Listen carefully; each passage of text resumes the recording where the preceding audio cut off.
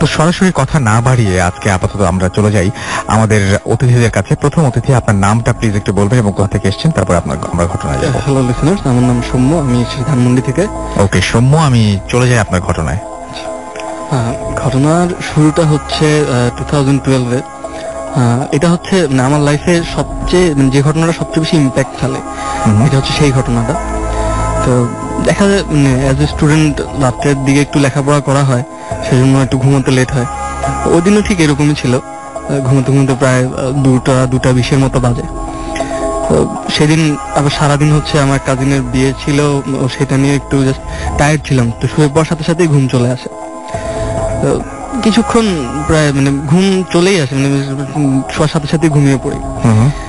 Suddenly ঘুমের মধ্যে আমাদের যেটা হয় সেটা হচ্ছে এই দিক থেকে ওদিকে ফেরার সময় হতে একটু আবছা কিছু দেখা। তো ওভাবেই করে আমি বাম কাত থেকে ডান কাত যখন হই, আমার চোখ যায় হচ্ছে আমার স্টাডি টেবিলটার দিকে যায়। ওখানে পাশেই আমার চেয়ার ছিল। আমার কেন জানি মনে হলো যে কেউ মনে হয় ওখানে বসে আছে। আমি ফিরে তাকাই, ওখানে ফিরে তাকানোর পরে যেটা দেখি সেটা হচ্ছে না, ওখানে কেউ নাই। আমি পুরোপুরি ডান কাত হয়ে যখন শুই, আমি দেখে আমি আর নাড়াচাড়া করতে পারি না। অবস্থাটা হচ্ছে এরকম যে আমি যেখানে শুয়ে আছি, আমি ফ্লোরে ম্যাট্রেস বিছানো, আমি শুয়ে আছি তার প্রায় আমার ম্যাট্রেস থেকে 1 হাত দূরে। এটা জিন বললে ঠিক হবে অথবা অন্য কিছু, আমি এক্স্যাক্টলি জানি না কি হবে। তো ওই জিনিসটা হচ্ছে আমরা নামাজ, মুসলিম যারা আছি, নামাজ পড়া থেকে আমরা সেজদা দিয়ে যখন উঠি, যখন বসি, যেটা ওভাবেই বসে আছে, পুরা কালো একটা শেপ। চেহারাটা দেখতে পাচ্ছি। চেহারাটা যদি ইমাজিন করার থাকে তাহলে ইমাজিন করতে হবে এভাবে যে আমরা সাধারণ একটা মানুষ যদি মুখের চামড়াটা ছিঁড়ে নেওয়া হয়, সেই চামড়ার ভিতরের যে মাংসটা সেটা যদি পচন ধরে, সেরকম চেহারা সে বসে আছে। তো আমি ওনাকে দেখার পরে আমি আর নড়তে পারতেছি না, আমার পুরো শরীর আমার ভার হয়ে গেছে, আমি বুঝতেই পারতেছি। তো উনি আমাকে সালাম দিলেন। সালাম দেওয়ার পরে উনি জিনিসটা হচ্ছে এমন একটা অবস্থা, উনি আমাকে কিছু ঘটনা বলতেছেন, আমি সেটা শুনতেছি। ফার্স্টে বললেন জিনিসটা বলতে, আমি যেটা দেখা শুরু করতেছি, আমি আমাকেই দেখতেছি। আচ্ছা, আমি দেখি দ্যাট হচ্ছে আমি আমার বাসায় হচ্ছে ছোট একটা এটা আমার এক্স্যাক্টলি মনে নেই, অনেক আগের ঘটনা হচ্ছে, বিড়াল অথবা একটা খরগোশ বাচ্চা আমি নিয়ে আসি। তো উনি যেটা বলতেছে যে সেটা হচ্ছে জিনিসটা অ্যাকচুয়ালি কোনো বিড়াল বা খরগোশ ছিল না, ওটা ছিল হচ্ছে কোনো একটা খারাপ জিন অথবা পৈশাচিক টাইপের কিছু একটা। তো আমি কথাটা শুনে আমি ভয় পেয়ে যাই।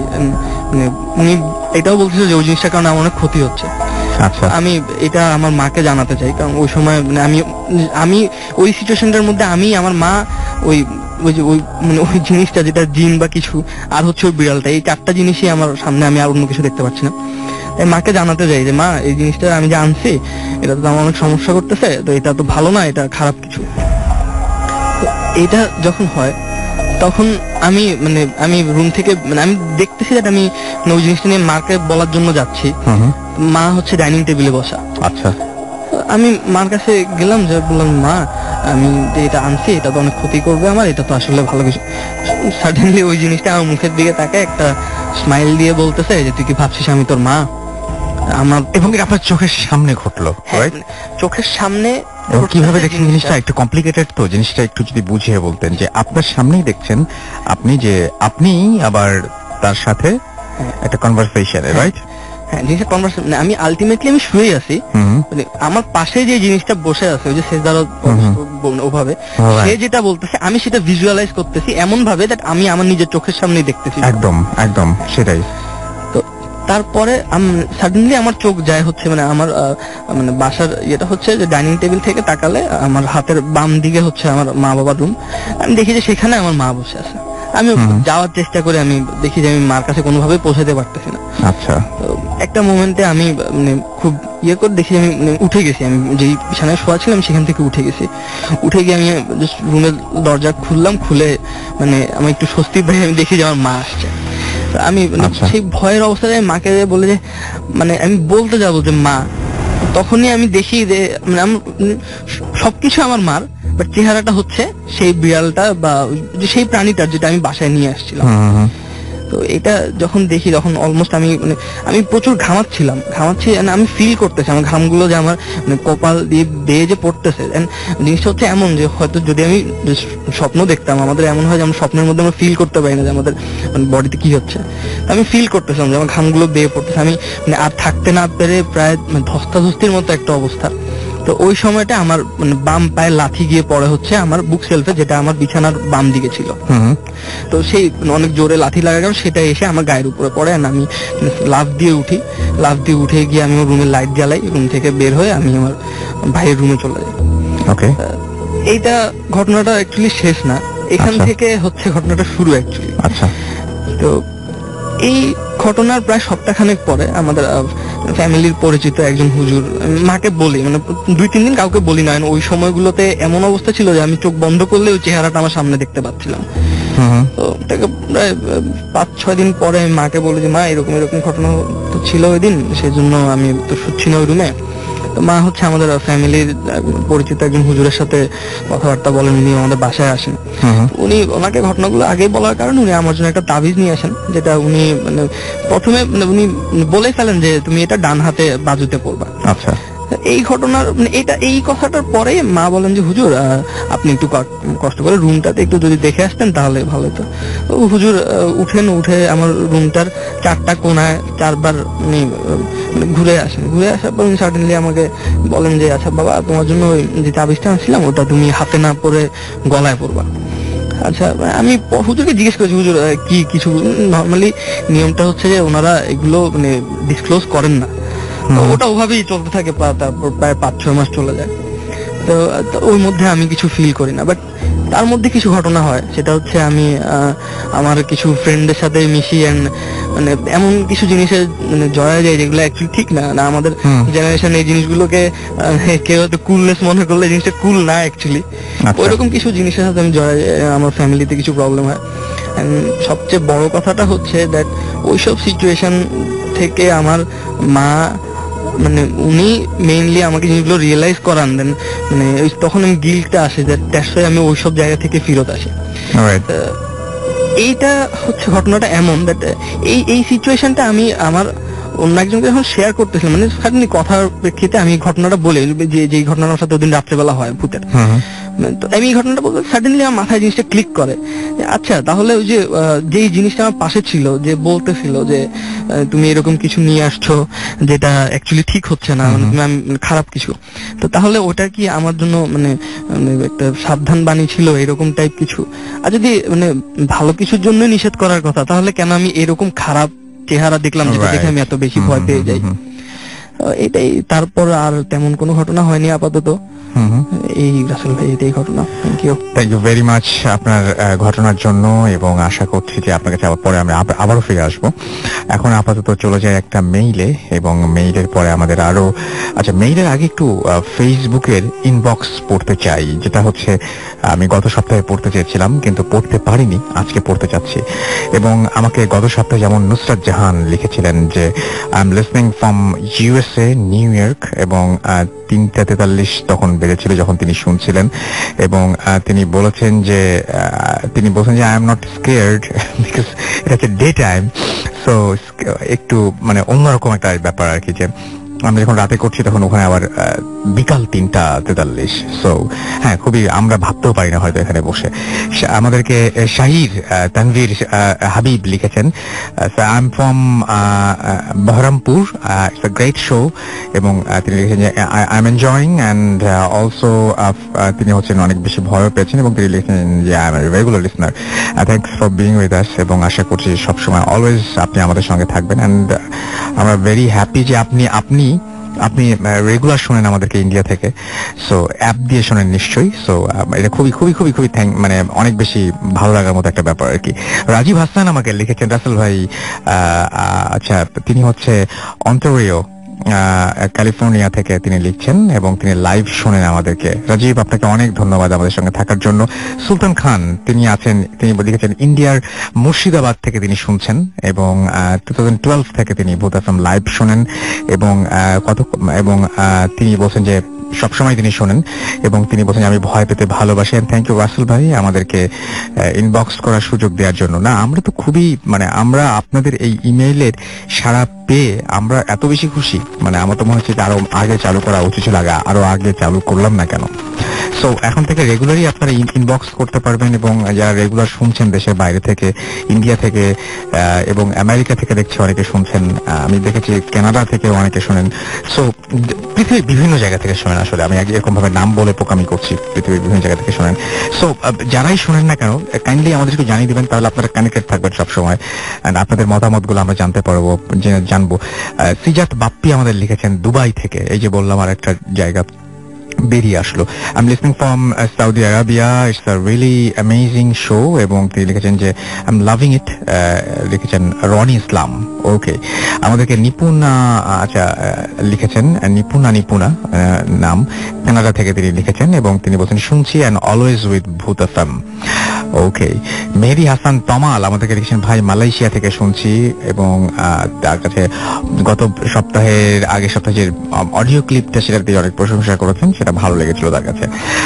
সো আপনিও যদি চান আপনিও আমাদের সাথে জয়েন করতে পারেন এবং আপনি ইনবক্স করে আপনার মতামত জানাতে পারেন, কোন ঘটনা কেমন লাগছে না লাগছে ইত্যাদি। আমরা একটা মেইলে চলে যাই এবং এখন একটা মেইল পড়বো। সেই মেইলটাও পাঠিয়েছেন আমাদের একজন লিসনার এবং তিনি যেভাবে পাঠিয়েছেন আমরা ঠিক সেভাবে পড়ছি। তার আগে একটু বলি যে ঈদের ব্যস্ততা শুরু হয়ে গেছে অলরেডি, অনেকেই ঢাকা ছাড়তে শুরু করেছেন, কেউ কেউ হয়তো আগামী সপ্তাহের মধ্যে মোটামুটি ঢাকা ফাঁকা হয়ে যাবে। সো যারা যাচ্ছেন বিভিন্ন জায়গায় গ্রামের বাড়িতে ঈদ করতে আপনজনের সাথে, আপনাদের জন্য অনেক অনেক অনেক অনেক শুভকামনা। এবং সেই সাথে বলবো যে যে সমস্ত জায়গাতে যাচ্ছেন সেই সমস্ত জায়গা থেকে ঘটনা কালেক্ট করতে পারলে আমাদের জন্য অনেক হেল্প হবে সেটা, এবং আমি খুবই গ্রেটফুল থাকবো আপনার প্রতি যদি আপনি এই কাজটা করেন আমাদের হয়ে, যে আপনার যে গ্রামের বাড়িতে ঈদ করতে যাচ্ছেন সেখানে মানুষজনের কাছ থেকে খোঁজ নিয়ে দরকার হলে আপনার মোবাইল দিয়ে রেকর্ড করে ফেলেন, কোনো সমস্যা নেই। আর প্রতি সপ্তাহেই আমাদের সাথে থাকছেন একজন পুরনো অতিথি, আজকেও আছেন, কিছুক্ষণের মধ্যে তিনি জয়েন করবেন। এবং পুরনো অতিথি থাকেন যাদের ঘটনা আপনারা পছন্দ করেন, সেরকম একজন পুরনো অতিথি আমরা রাখার চেষ্টা করি, অ্যান্ড আগামীতেও রাখতে চাই। সো যারা পুরনো অতিথি, যারা আগে ভূত এফএম এসেছিলেন, আবার আসতে চান বা আবার আসার সময় আছে আপনাদের কাছে, তারা কাইন্ডলি একটু জানাবেন আমাদেরকে ইমেইলের মাধ্যমে, এবং আমাদের ইমেইল অ্যাড্রেস তো জানাই আছে আপনার, তারপরেও আরেকবার মনে করে দিই সবার জন্য, bhutfm@radiofurti.fm। আগামী সপ্তাহে আমি চাই ঈদের আগের শো, তো ঈদের আগের শোটা ফাটাফাটি একটা শো করতে, আমাদের একদম ফাটাফাটি একটা শো করতে। ঈদের তো স্পেশাল একটা এপিসোড থাকবেই, বাট ঈদের আগেরটা আমি আরো ফাটাফাটি করতে চাই। সুতরাং আপনারা অবশ্যই আমি আশা করছি যে ইমেইল করবেন আমাকে। যাই হোক, আমি চলে যাচ্ছি ঘটনায়, এবং এখন যে ঘটনাটি পড়ব সেটি আমাদের একজন লিসনারের লেখা, পড়ছি।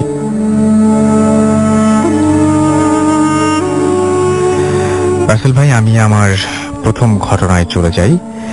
আমি বিখ্যাত ফকির বংশের, আমাদের বংশ পরিক্রমায় কেউ না কেউ এই ফকির শিক্ষা লাভ করেন এবং আমার বাবা দাদা সহ অনেকে এই এমন শিক্ষার অধিকারী। আমার বাবা তেমন কিছু না করলেও আমার দাদা অনেক কিছুই পারেন এবং করেন। তো যাই হোক, ঘটনাটা দাদা যখন এই শিক্ষা গ্রহণ করেন তখনকার কথা। আমার দাদার বর্তমান বয়স প্রায় 95 বছর। দাদা যখন এই শিক্ষা গ্রহণ করেন তখন তার বয়স, এই শিক্ষা গ্রহণের সময় তিনি বগুড়াতেই ছিলেন। সঙ্গত কারণে আমার দাদার নাম গরুর কাছে যেতেন এবং আমাদের গ্রামের বাসা। প্রথমত তেমন কোনো সমস্যা তিনি ফেস করেননি, এবং সমস্যা দেখা না দিলেও শিক্ষা গ্রহণের মাঝামাঝি সময়ে অনেক সমস্যা তিনি ফেস করেন। প্রতিদিন গভীর রাতে বাসায় ফেরার সময় অনেক কিছুই তার পথে বাধা হয়ে দাঁড়াতো। কোনো দিন তার সামনে কয়েকশো হাঁস থাকতো যা তাকে পথ আটকে দিত, এগুলো দিত না। কখনো বা শেয়াল, বিড়াল, আবার কখনো বা অনেক বড় সাইজের কুকুর। দাদা তার গুরুর থেকে আগেই শুনেছিলেন যে এরকম অনেক কিছুই পথে ঝামেলা করবে, তিনি যেন ভয় না করেন। তাই দাদা তেমন ভয় করতেন না। দেখা যেত তিনি হাঁসগুলোকে তার লাঠি দিয়ে সরিয়ে কিছু দূর এগোনোর পরে পিছনে তাকালে হাঁসের কোনো চিহ্ন দেখা যেত না। এরকম ঘটনা তার সাথে প্রতিনিয়তই ঘটত। তিনি তেমন আমলে নেননি, কিন্তু তার শিক্ষা শেষের দিকে তাকে আরো কিছু ঝামেলায় পড়তে হয়। যেমন মসজিদে নামাজ পড়া শেষে বের হতে গিয়ে দাদা বেশ কয়েকবার অজ্ঞান হয়ে গিয়েছিলেন। কি হয়েছিল জিজ্ঞাসা করলে শুধু বলতেন তিনি অনেক বড় একটা দানবীয় শরীর দেখেছেন যা এত লম্বা যে চেহারা দেখা যায়নি। তা দেখেই তিনি অজ্ঞান। দাদা একদিন পুকুরে গোসল করতে গেছেন। গোসল শেষে তিনি কিছু একটা দেখে আবার পুকুরে পড়ে যান। লোকজন তাকে পুকুর থেকে তোলার পর জিজ্ঞাসা করলে তিনি বলেন পুকুরের পাশে তাল গাছের কাছে কেউ একজন হাঁটু গেড়ে বসেছিল, দেখতে অনেক লম্বা, যার দাঁড়ি মাটি পর্যন্ত পড়েছে, মাথা তাল গাছের মাথায় গিয়ে ঠেকেছে। দাদাকে দেখে সে হাসছিল, তাই দাদা অজ্ঞান হয়ে গিয়েছিলেন। তার শিক্ষা গ্রহণ শেষে তিনি অনেক কিছু পান। তার কাছে বর্তমানে কিছু জিন আছে যাদের মাধ্যমে তিনি জটিল রোগের চিকিৎসা করেন। প্রতি রাতে জিনেরা তার সেবা করেন, তাই তিনি মসজিদেই থাকেন। একমাত্র অসুস্থতার কারণ ছাড়া রাতে বাসায় আসেন না। মসজিদেই একটা ঘটনা ঘটেছিল। একবার দাদা খুব অসুস্থ হয়ে পড়লেন, তাই বাসায় রাত্রি যাপনের জন্য আসবেন ভাবছেন, কিন্তু মসজিদে থাকার মতো কেউ ছিল না। 2-3 জন যারা ছিল সবাই বাসায়, আর খাদেম সাহেব ছুটিতে ছিলেন। দাদা মসজিদ ফাঁকা রেখে যাবেন না, এই জন্য তিনি তার ছোট ছেলে আমার চাচাকে মসজিদে ডেকে পাঠান ও বলেন রাতটা মসজিদে কাটানোর জন্য।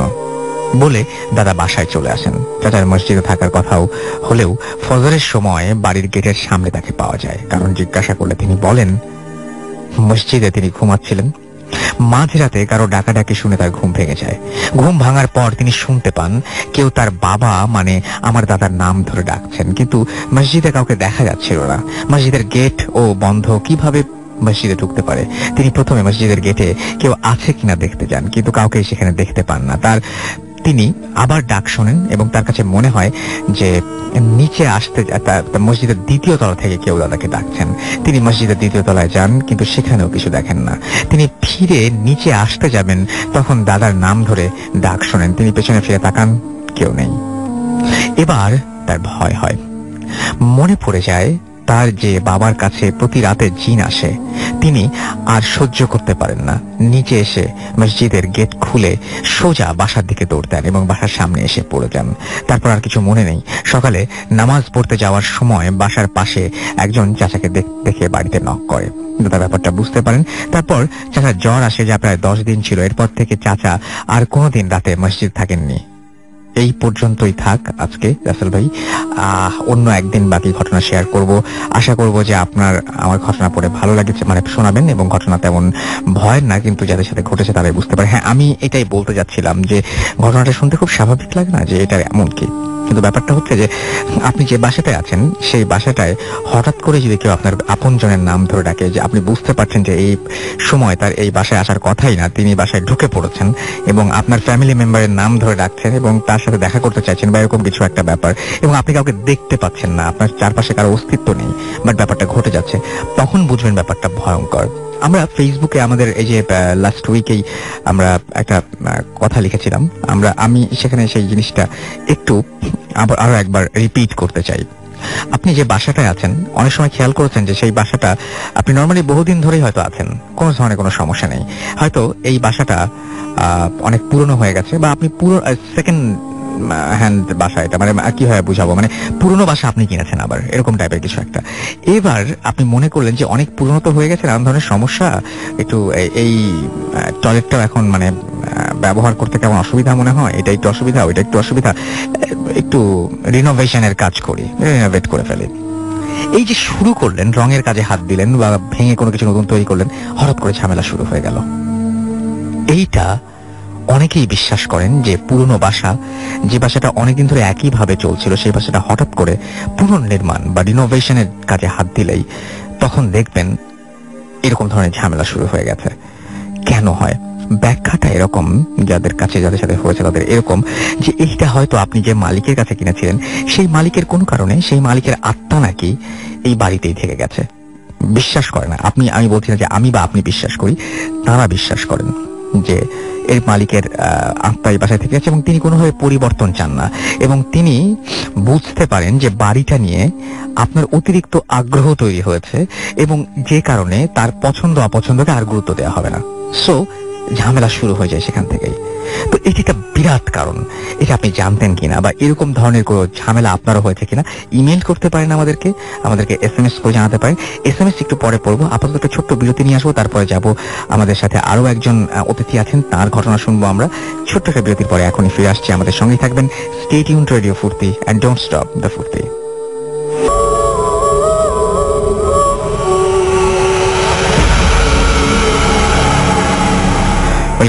শুনছেন সবসময় রেডিও 48.2 FM। আমি রাস্তার আছি সাথে, এবং আমার সাথে রয়েছেন আজকের অতিথিরা। আপনাদের সবাইকে আরো একবার স্বাগত জানাচ্ছি ফুড এফএম। যাই হোক, আমরা চলে যাব আমাদের ঘটনায়, এবং তার আগে একটু SMS পড়ে ফেলে। আকাশ আমাদের লিখেছেন যে আই লাভ ফুড এফএম।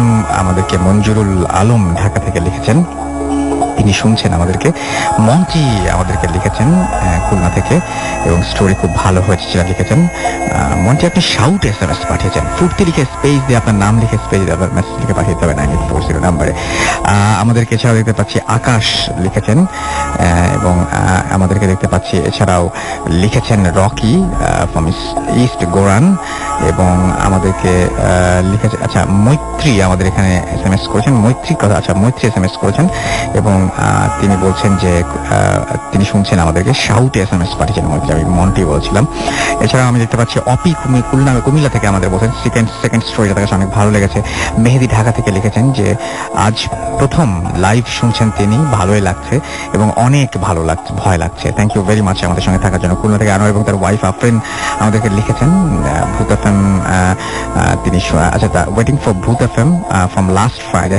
ওকে, আমাদেরকে শুভ মল্লিক লিখেছেন শ্রীনগর মুন্সিগঞ্জ থেকে, এবং তিনি বলছেন ভূত এফএম ছাড়া আর আমি পড়তে পারলাম না, SMS-টা চলে গেল।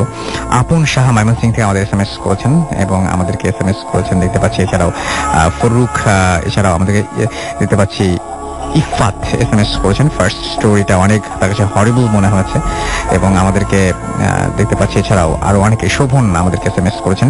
এছাড়াও আমাদেরকে SMS করেছেন আচ্ছা অনেকেই SMS, অ্যাডভোকেট মামুন দিশা ময়মনসিং থেকে আমাদের SMS করেছেন। আপনি যদি SMS করতে চান তাহলে মোবাইলের মেসেজ অপশনে টাইপ করুন ফুর্তি FORTI ফুর্তি, স্পেস দিয়ে লিখুন আপনার নাম, স্পেস দিয়ে আপনার মেসেজ পাঠিয়ে দিন 9840 নাম্বারে। আমরা যাব আমাদের দ্বিতীয় অতিথির কাছে, এবং দ্বিতীয় অতিথির কাছে আমি প্রথমেই একটা, আপনার নামটা একটু প্লিজ সবাইকে বলবেন। থ্যাংক ইউ রাসেল ভাই, honourable RJ of radio 40 and all the worldwide listener. আমার নাম এতশান, আমি অ্যাকচুয়ালি গুলশানে বাট অ্যাব্রডে থাকি। তো অলরাইট, তো এখন আমরা এতেশাম ভাই এর আগেও এসেছিলেন, আমরা আবার নিয়ে এসেছি। আচ্ছা, আমি একটা জিনিস জানতে চাই, সেটা হচ্ছে আমার কাছে খুবই আমার একটা কিউরিওসিটি। আপনি মাঝে মাঝে এই মাঝখানে আপনার সাথে যোগাযোগ যখন হচ্ছিল, আপনি বলছিলেন এই যে ব্ল্যাক ম্যাজিক, এই যে ব্ল্যাক ম্যাজিক একটা পরিবারকে ধ্বংস করে দিতে পারে, এবং আপনি মোটামুটি বলছিলেন যে আপনি মোটামুটি এই ব্যাপারটা আরো অনেক বেশি ফিল করতে পারেন, কারণ আপনাকে অনেক কিছুর মধ্যে দিয়ে অনেক কিছুর মধ্যে দিয়ে যেতে হয়েছে। একটু বলবেন যে কি ধরনের ঝামেলাগুলো আসলে হয় বা? হ্যাঁ, sure, definitely, thank you listener. তো অ্যাকচুয়ালি যেই প্রবলেমগুলো আমি ফেস করি সেটা হচ্ছে গিয়ে যে ইটস লাইক আপনার একটা ডে ড্রিমের মতন। ফর এক্সাম্পল, বিশেষ করে কিছু আপনাদের যেমন কিছু এপিসোড ছিল যে স্বপ্ন এপিসোড, এগুলো তো ভিজুয়াল ব্যাপারগুলা, যে কিছু ঘটনা এমন হচ্ছে যে ফর এক্সাম্পল যে আপনি একটা নিউক্লিয়ার রিঅ্যাক্টর যদি বার্স্ট করে, ধরে নেন যে খুব বড় ধরনের একটা দুর্যোগ, প্রাকৃতিক দুর্যোগ হলো, সেটার কারণে ধরেন যে একটা ডমিনো এফেক্টে বা একটা আগুনের গোলা ছুটে যাচ্ছে, এন্ড এরকম কিছু ঘটনা যে লেটস সে আপনি প্লেনে কিছু যাত্রী আছে এন্ড আপনি একা এলোন একটা সিট, কিন্তু আপনার সাথে আপনার দেখা গেল যে কোন একটা সোলমেট আমার সাথে আছে, এখন যেতে পারবে একজন। এরকম একটা সিচুয়েশনে আপনি কি ডিসাইড করবেন? কারণ আপনি দেখছেন যে হ্যাঁ, এখানে আপনার মৃত্যুটা খুব কাছে, একদম সন্নিকটে। এরকম কিছু কিছু সিচুয়েশন, খুব ভয়ঙ্কর সিনারিওস গুলা আসে, যেগুলো স্বপ্নের মধ্যে আসে। হ্যাঁ, স্বপ্নে যেগুলো আপনি লিটারালি লিখে কখনো এক্সপ্লেইন করতে পারবেন না। তারপর ধরেন যে যারা চলে গেছে পূর্বপুরুষ, যেমন আমি একবার স্বপ্নে দেখলাম, যেমন আপনি হয়তো একবার আমার বড় ভাইয়ের একটা স্টোরি, আমার মনে আছে, ওই স্টোরির আগে যেটা হয়েছিল একবার, যে আমি খুব এই স্বপ্নটা আমি খুব ক্লিয়ারলি দেখেছি। তো সেটা একটু হি পাস্ট বাই, তো সে আমাকে দেখি যে হাত নট করে ফেয়ারওয়েল করছে, যে ওকে তোমার মারা যাবার আগে। হ্যাঁ, না, এটা এই স্বপ্নটা যখন ওই পার্টটা আমি একটু শেয়ার করি আপনার সাথে। সেটা হচ্ছে যে আমি যখন ডালাসে ছিলাম, এটা 2007-এ, সে যখন তার ওই তার জীবিতকালীন থাকাকালীন যে স্টোরিটা আমি শেয়ার করেছিলাম, সেটা তো হচ্ছে যে ওই একজন মারা গেছেন, ভাইয়ের ফ্রেন্ডের বাবা। বাট যেটা আমার সাথে ব্যক্তিগতভাবে খুব স্কেয়ারি মোমেন্ট, যেটা এখন আমি চিন্তা করলে আমার ভয় লাগে, সেটা হচ্ছে যে আমার ওয়াইফ যখন আমার সাথে ছিল, তো আমার তখন ওখানে আমি একটা ভৌতিক গাড়ি চালাতাম, মানে ডজ ক্যারাভান, একটা ভ্যান। ওই ভ্যানটা চালানোর পরে কিছু খারাপ কিছু আলামত আমি পাওয়া শুরু করেছিলাম। কারণ ভ্যান চালানোর পর থেকে? হ্যাঁ, ভ্যানটা অ্যাকচুয়ালি ওই ডজ ক্যারাভান লম্বা ভ্যানটা আমার এক ফ্রেন্ডের ছিল, পাকিস্তানি বংশের। তো ও আমাকে ওটা লেন্ড করেছে যে ঠিক আছে চালক। সেটা নেওয়ার পর থেকে আমি বিভিন্ন রকম প্রবলেম, যেমন পুলিশ টিকিটিং, এই প্রবলেম গুলা ফেস করার সময়, তো একদিন আমার যেটা মনে আছে, আমি যখন রিচার্ডসনে আমার অ্যাপার্টমেন্টে ছিলাম, তো আমি ওখানে একটা কেনাল মানে সেন্টার ছিল, কুকুর পেটস আপনার অ্যাডপ্ট করা যায়। তো আমি জাস্ট ভাবলাম যে আমি সবসময় বিজি থাকতাম, তো আমি গাড়ি প্রত্যেক ছিল, তো আমি আমার একটা ওই আপনার বার্নার্ড রাসেল একটা মানে সরি ওই ব্রিডটার আমার নাম মনে আসছে না ঠিক, তবে পিটবুল টেরিয়ার, হ্যাঁ সরি, তো পিটবুল টেরিয়ার, আমি একটা কুকুর আর একটা বিড়াল ছিল তো ওয়াইফের সাথে। আমি ভাবতাম যে আমি বিজি থাকি, তো সবসময় বাসাকে টাইম দিতে পারবো না। এর মধ্যে যেটা হলো কি, সে দিন বিকাল বেলায় সানডেতে দেখলাম যে কুকুরটা ওই প্লেগ্রাউন্ডে এরকম পা দিয়ে পো করে খেলছে। হঠাৎ তখন আমি বললাম, তো ও বলতেছে যে দেখো একজন কি জানি মারা যাবে। ও কোনো আর সেকেন্ড কোনো কিছু চিন্তা না করে ও ফাট করে বলে দিল। আচ্ছা, তো আমি তার সাথে তখন একটু আর কোনো আর্গুমেন্টে আর যাইনি, কারণ যেহেতু আমি জানি যে সে অনেক ব্যাপার সাইকিক্যাল ব্যাপারগুলো আমার চেয়ে খুব ভালো বুঝে আগে থেকে। তো আমি বললাম এটা কিরকম কথা বললা, বলে না এখানে এটাকে খেলা বলে, বাট আমাদের দেশে, কারণ যেহেতু তার নানিও খুব একজন ওরকম কামেল একজন লোক ছিলেন, তো সেই হিসাবে আমাকে তখন বললো যে এটা কুকুরের, এটাকে দেখে মনে হচ্ছে খেলছে, বাট অ্যাকচুয়ালি এটা একটা সাইন অফ সাম ডেথ, যেটা আজকেও কিন্তু আমি আসার সময়, যেমন রাসেল ভাই আপনার এখানে আসার সময় একটা কুকুর কিন্তু কাঁদছিল, তো এটাও কিন্তু আমি একটা সিগন্যাল পেলাম। মানে কুকুরটা আমাকে দেখে খুব মানে আই ডোন্ট নো, কিছু কারণে প্রাণীরা আবার আমার কাছে খুব অ্যাটাচ থাকে, এটা আমি বুঝি না কি কারণে, অনেক উইয়ার্ড কিছু প্রাণী মানে আসে অনেক সময়। তো এটাও যখন কান্নার আওয়াজটা শোনার পর আমার ওই ব্যাপারটা খুব মনে পড়লো ওয়্যারবুলফের চেয়ে। তো তখন আমি ভাবলাম যে আমি মানে ভাবছিলাম যে অ্যাকচুয়ালি মানে ব্যাপারটা কিভাবে ঘটবে। তো হঠাৎ দেন ওই আমার বড় ভাইয়ের বার্থডে সেপ্টেম্বর 1 ছিল, তো অক্টোবর 3 এর দিকে তখন দেখলাম যে 4 তারিখে আমি যে হলিডে ম্যানেজার ছিলাম, ওখানে আমার মার সাথে কথা বলার সময় হঠাৎ সে আমাকে কানতে কানতে এসে জড়িয়ে ধরে বললো যে তোমার ভাইয়ের এরকম একটা ইনসিডেন্ট হয়ে গেছে। এন্ড তারপর থেকেই মানে অ্যাকচুয়ালি মানে বিভিন্ন রকম এই ঘটনাগুলো ঘটতো, প্লাস সেও অনেক ধরনের অ্যাকচুয়ালি তারও অনেক হিউজ স্টোরি আছে, যেমন বিভিন্ন রকম ভূত বা জিন বা এই ধরনের প্যারানর্মাল কিছু এক্সপেরিয়েন্সেস তার আছে। তো সেইটাই অনেক সময় হয়তো আমি একটু ওভার দ্য টাইম যে কোনো কারণে একটা প্রোফাউন্ড এফেক্টের ইয়েতে, তো যে জন্য আমি অনেক সময় চেষ্টা করি যে কোনো পেটস বা এই ধরনের কোনো ক্রিয়েশন কিছু থাকলে যতটুকু পারি ওর প্রতি একটু ইয়ে হওয়ার, কারণ কখন কোন সময় কি সিগন্যাল দেয় হয়তো বলা যায় না। কারণ ইভেন এই যে কান্নার ডাকও একটা খুব মানে খুব ভয়ঙ্কর একটা ইয়ে, তো যে কারণে আমি আপনাকে এটা, যেহেতু অনেক জিনিস আছে যে খুব এত তাড়াতাড়ি ঘটে, এই মেটাফিজিক্স বা এই যে সিলভান্টার মানে এত ফাস্ট ঘটে যে আপনার ডকুমেন্ট করার আগেই দেখা যায় যে পুরান ঘটনাটা নতুন করে চলে আসে। তো এটাই ছিল আমার ঘটনা আজকে। ওকে, থ্যাংক ইউ ভেরি মাচ আপনার ঘটনার জন্য। এবং আমি মনে করছি আমি আমি আমি মানে এই জিনিসগুলো খুবই অদ্ভুত, এবং আপনাকে যে ব্ল্যাক ম্যাজিক নিয়ে যে জিনিসটা বলছিলাম, হ্যাঁ, তো এই ব্যাপারটা একটা মানুষের জীবন তো ধ্বংস করে দেয় এই জিনিসটা, এবং এটা আপনার সাথে যে ব্ল্যাক ম্যাজিক হয়, এই জিনিসগুলো আপনি টের পান কিভাবে? এই স্টোরিটা আমি আপনাকে বলি রাসেল ভাই, যদিও আমি অনেকদিন এটাকে একটু ক্লাসিফাইড রেখেছিলাম। সেটা হচ্ছে আমার বড় ভাইয়ের এই ইনসিডেন্টের পরে যখন আমি দেশে আসলাম, তো একদিন আমার বাবা আমাকে একটা ওই, এটা আমি শুনেছি যে আপনার যেমন শ্মশান বা কালী মন্দিরে যেরকম এক ধরনের যে গজার টিকটিকির লেজ কেটে বা একরকম যে লম্বা একটা মোটা গজার থাকে, সেই গজারটা সম্ভবত পুঁতে সামথিং শৈল মাছ বা সামথিং কিছু একটা ভুডুইজম করে, তো ওইটারই একটা নমুনা একবার বাবা আমাকে ঠিক 2008 দেখিয়েছিল।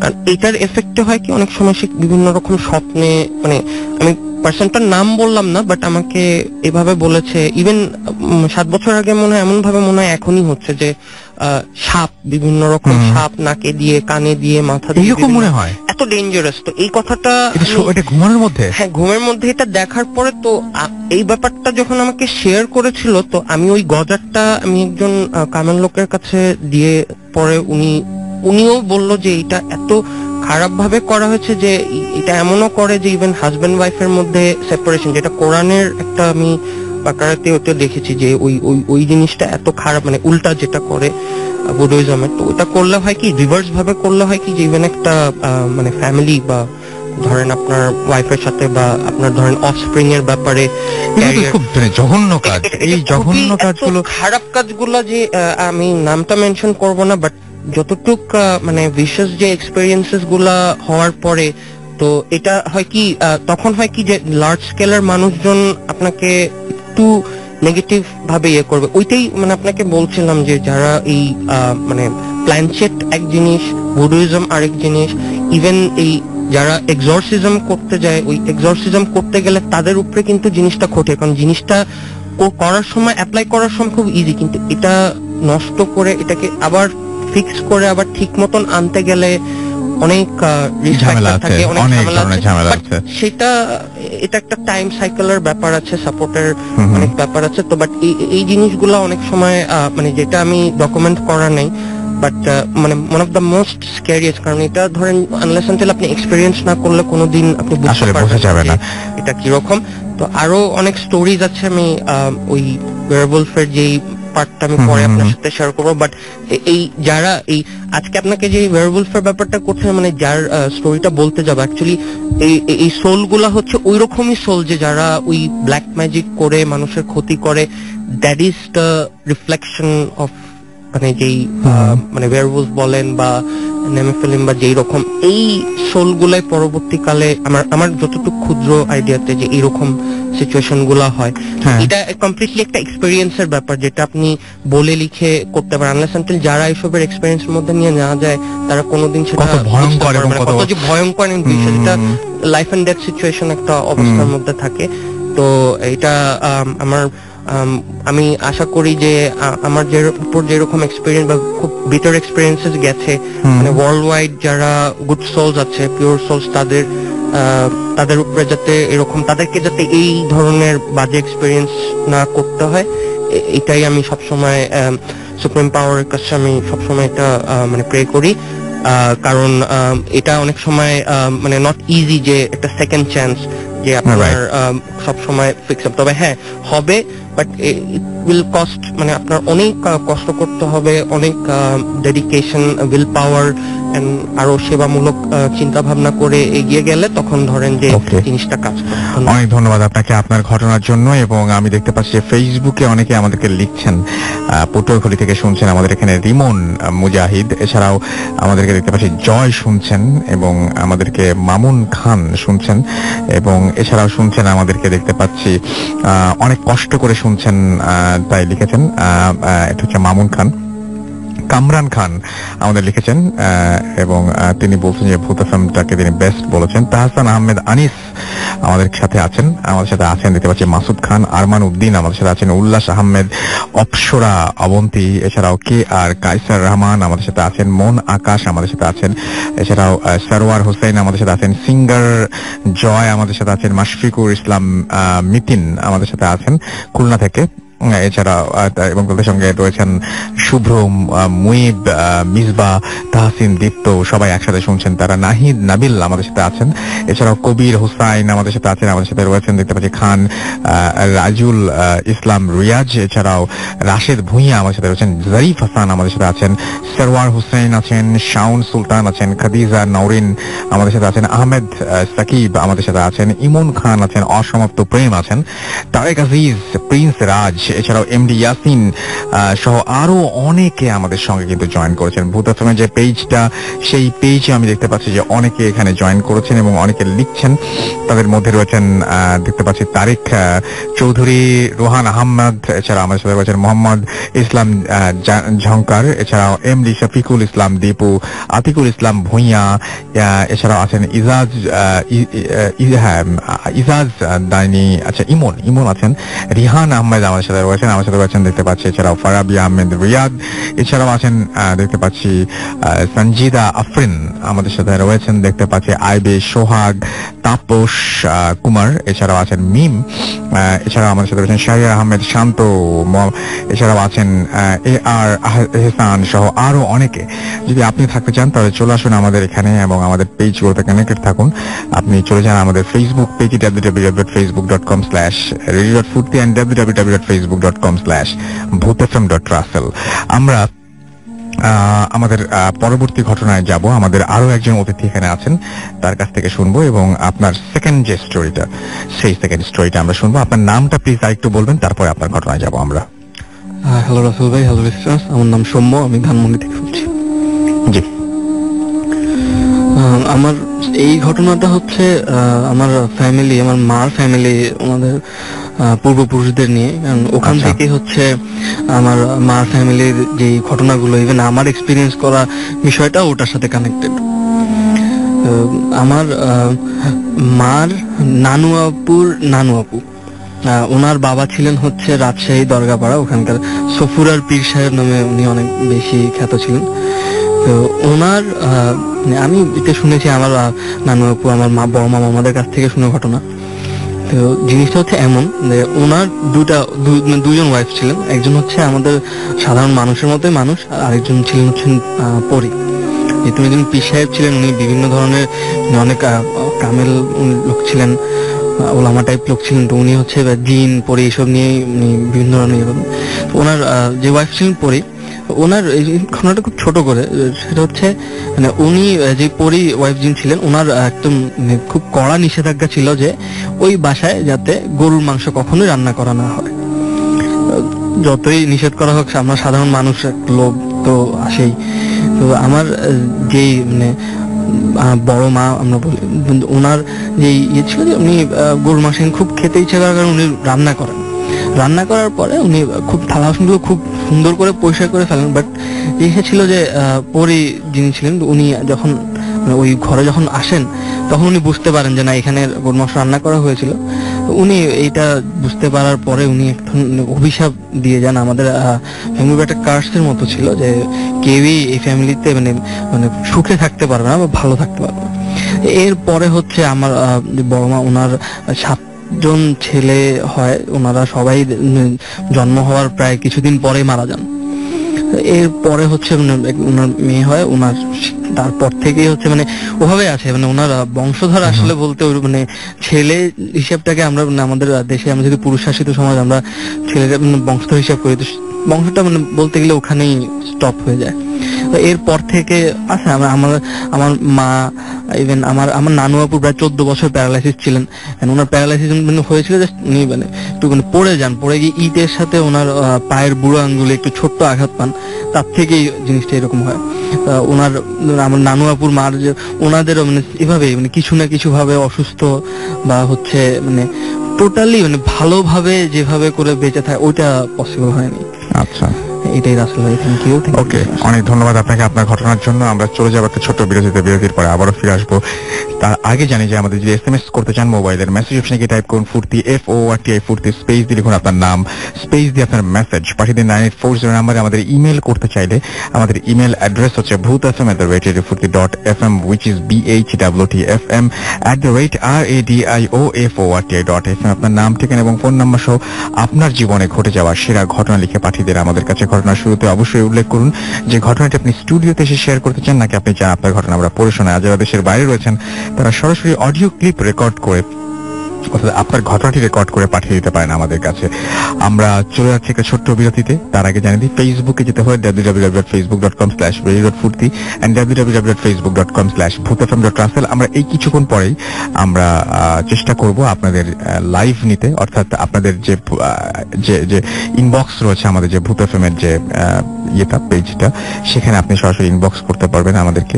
এবং যারা দেশের বাইরে রয়েছেন তাদেরকে বলবো কাইন্ডলি প্লিজ আপনারা একটু দেশের বাইরে যারা রয়েছেন তাদেরকে একটু সুযোগ দিবেন। সো এই পর্যন্তই, আমরা চলে যাচ্ছি ছোট বিরতিতে, ফিরে আসছি একটু পরে। স্টে টিউনড টু রেডিও ফুর্তি এন্ড ডোন্ট স্টপ দ্য ফুর্তি।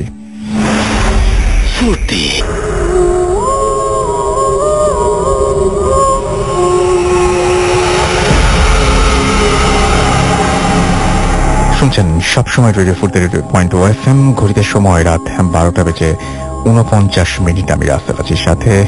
এবং আজকে আমি আগেই বলেছি যে মাসুম আজকে আছেন হচ্ছে বরিশালে।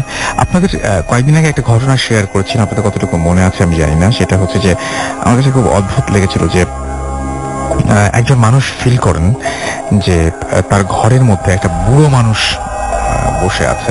আমি জানি না যে উনি এসেছিলেন কিনা, এবং আমি ঘটনা দেখতে পাচ্ছি যে নোটটা দেওয়া আছে, সেই নোটটা দেখে আসলে বোঝা যাচ্ছে না যে উনি আসলে এসেছিলেন কিনা বা এখানে ঘটনা শুনেছিলেন কিনা। এবং তিনি ব্যাপারটা এরকম থাকে যে স্বপ্নে, ঘটনাটি ঘটে স্বপ্নে। প্রতিদিন অফিস থেকে এসে ফ্রেশ হয়ে টিভি দেখে খাওয়া দাওয়া শেষ করে যখন তিনি রাত 11টা হবে, তখন তিনি ওই যে বেডে ঘুমান, বেডটা পশ্চিম দিক করা, সাধারণত পশ্চিমে তিনি মাথা দেন এবং এইভাবে ঘুমান। এবং হঠাৎ করে তার শরীর প্যারালাইজড হয়ে যায়। তিনি বুঝতে পারেন যে এই ঘরের মধ্যে অন্য কারো অস্তিত্ব আছে, এবং তিনি বুঝতে পারেন যে এই ঘরের মধ্যে কোনো একজন বৃদ্ধকে তিনি দেখতে পান।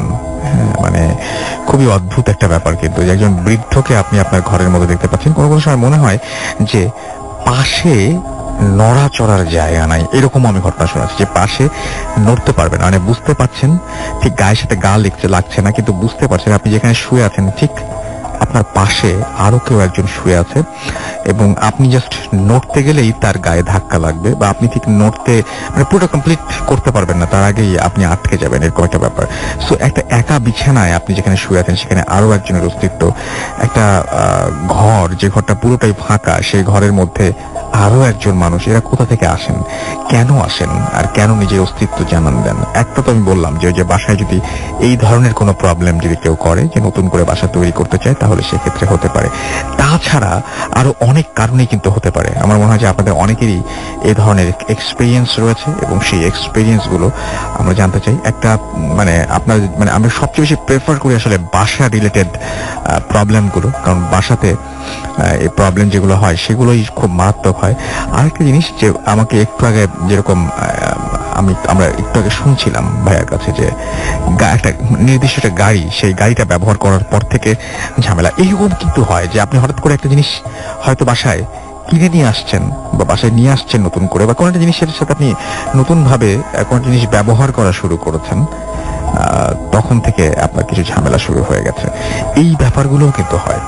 তো যাই হোক, আপনি খালি ভাবেন, আমি এই যে এই ঘটনাটা এবার আবারও আনলাম এই জন্য যে আপনি তো শুনছেন ঠিক আপনার পাশে কেউ বসে আছে, ঠিক আপনি ডান দিকে ঘুরতে গেলে তার গায়ে ধাক্কা লাগবে, অথবা বাম দিকে ঘুরতে গেলেই তার গায়ে ধাক্কা লাগবে। কেমন হবে ব্যাপারটা? এবং আপনি এই মুহূর্তে যদি সেই চেহারাটা ইমাজিন করেন, যদি আপনি চান ইমাজিন করতে, ইমাজিন করুন আপনি যে একজন মানুষ আপনার পাশে বসে আছে, যে মানুষটাকে আপনি কোনোদিন চেনেন না। একটু চোখ বন্ধ করে বা চোখ খোলা রেখে ভাবুন তো তার চেহারাটা কেমন, তার চোখ দুটো কেমন, সে দেখতে কেমন, কিভাবে কথা বলে, এবং গায়ের রং কেমন, কতখানি লম্বা। একটু চিন্তা করুন তো আপনার পাশেই বসে আছে যাকে আপনি কখনো দেখেননি। আমরা চলে যাব আমাদের পরবর্তী ঘটনায়। আমাদের ভাইয়া, আপনি বলছিলেন যে আপনার নামটা আরো একবার সবাইকে বলে দিন। থ্যাংক ইউ রাসেল ভাই, আমার নাম এতেশাম থেকে। তো স্বপ্নের কথা বলছিলেন আপনি, খুবই উইয়ার্ড একটা স্বপ্ন, একটা খুবই আশ্চর্যজনক স্বপ্ন, যেটা আমি কখনো ডকুমেন্ট করিনি। এই ঘটনাটা হচ্ছে আপনার আজ থেকে ঠিক 10 বছর আগে মহাখালী নিউ ডিএচএসে। ওখানে আমার এটা ইনলজদের বাসার উপরে বেস করে, যখন 2 নম্বর লেনে থাকতো, তো ওখানে একটা খুব বন্ধ একটা ঘর ছিল, অনেক বট গাছ দিয়ে জিনিসটা মানে ঢাকা। তো একটা মেহেন্দি গাছ ছিল। তো ওদের বাসার এক ছেলে ছিল জরুল, তো সামথিং একটা খুব খারাপ কাজ করেছিল, যে কারণে হয়েছে কি ওই মেহেন্দি গাছটা পরে কেটে ফেলতে হয়েছে। তারপর থেকে কিছু উইয়ার্ড ঘটনাগুলা হওয়া শুরু করছিল।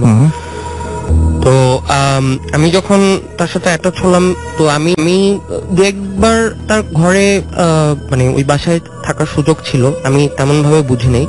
বাট যখন 2006-এর দিকে যখন তাদের ওই বাসা ছেড়ে দিয়ে আবার 23 নম্বর লেনের দিকে চলে যেতে হয়েছে, এটা 5 তলায়, তো যে কোনো কারণে আমার ওখানে থাকতে হয়েছে একদিন। তো তখন বনানীতে আমি মাঝে মাঝে কমিউট করতাম। তো এক রাতের ঘটনা, তো এটা আমার মনে হচ্ছে যে তখন আমার মনে আছে আমি একটা কালো প্যান্ট পরা ছিলাম আর একটা গ্রে কালারের শার্ট পরা ছিলাম, তো আচ্ছা। বৃষ্টি এরকম বৃষ্টি ওয়েদার ছিল আমার মনে আছে সঠিক। তো আমি যে কোনো কারণে ওর একটা ওয়াইফের একটা জিনিস আনতে আমি বনানি মাঝে মাঝে একটু কমেন্ট করে আসতাম। তো কারেন্ট চলে গেছিল তখন, লোডশেডিং এরকম এতটা ইয়ে ছিল মানে বেশি। তো আমি যখন ফেরত আসলাম তো ওই রাতে পরপর দুইটা ঘটনা ঘটলো, খুব ভয়ঙ্কর ভয়ঙ্কর ঘটনা, যেটা এখনো আমি চিন্তা করলে খুব আশ্চর্য ভয় লাগে। তো আমি বললাম যে তো সে দেখি যে খুব স্কেয়ার্ড, ভয় হয়ে মানে ভীত ছিল। তো আমি বললাম কি হয়েছে, তো তখন বললো যে তুমি যাওয়ার পরে আমি তো মোমবাতি জ্বালিয়ে ছিলাম, তো দেখি যে তোমারই রূপ ধরে ঠিক লম্বা মানে অলমোস্ট প্রায় 10 ফিট লম্বা এরকম মানে ছাদ পর্যন্ত মাথা থেকে, তো আমার গলা দেখি যে সে টুটি চেপে ধরে আমাকে মেরে ফেলতে চায়। আচ্ছা। তো আমি তখন বললাম যে এটা তো অসম্ভব ব্যাপার, কারণ আমি তো এই বিকাল বেলায় তো তোমার সামনে বের হলাম, তো তুমি আবার কিভাবে এটা বলতেছো যে আমি আবার, কারণ এখানে তো আসতে গেলে তো প্রথমে নিচতলায় দারোয়ান, তারপরে কাজের লোক, তারপর তুমি তোমার রুম পার হয়ে তারপরে যেতে হয়, সেখানে আমি কিভাবে, তুমি ঘরে একা। তো বললো তাহলে নিশ্চয়ই অন্য কিছু একটা প্রেজেন্স ছিল, কারণ ওইটা মাঝে মাঝে অনেক সময় জিনিস টিনিস পড়তো।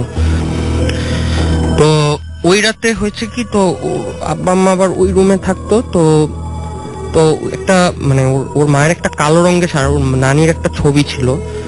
তো আমি হঠাৎ করে শুয়েছি, তো এই স্বপ্নটা আমি আমার লাইফে মনে হচ্ছে যে আমি চোখ মানে আমি ঘুমের মধ্যেই, বাট আমার মনে হলো যে না আমি ঘুমিয়ে নাই, মানে দেখছি।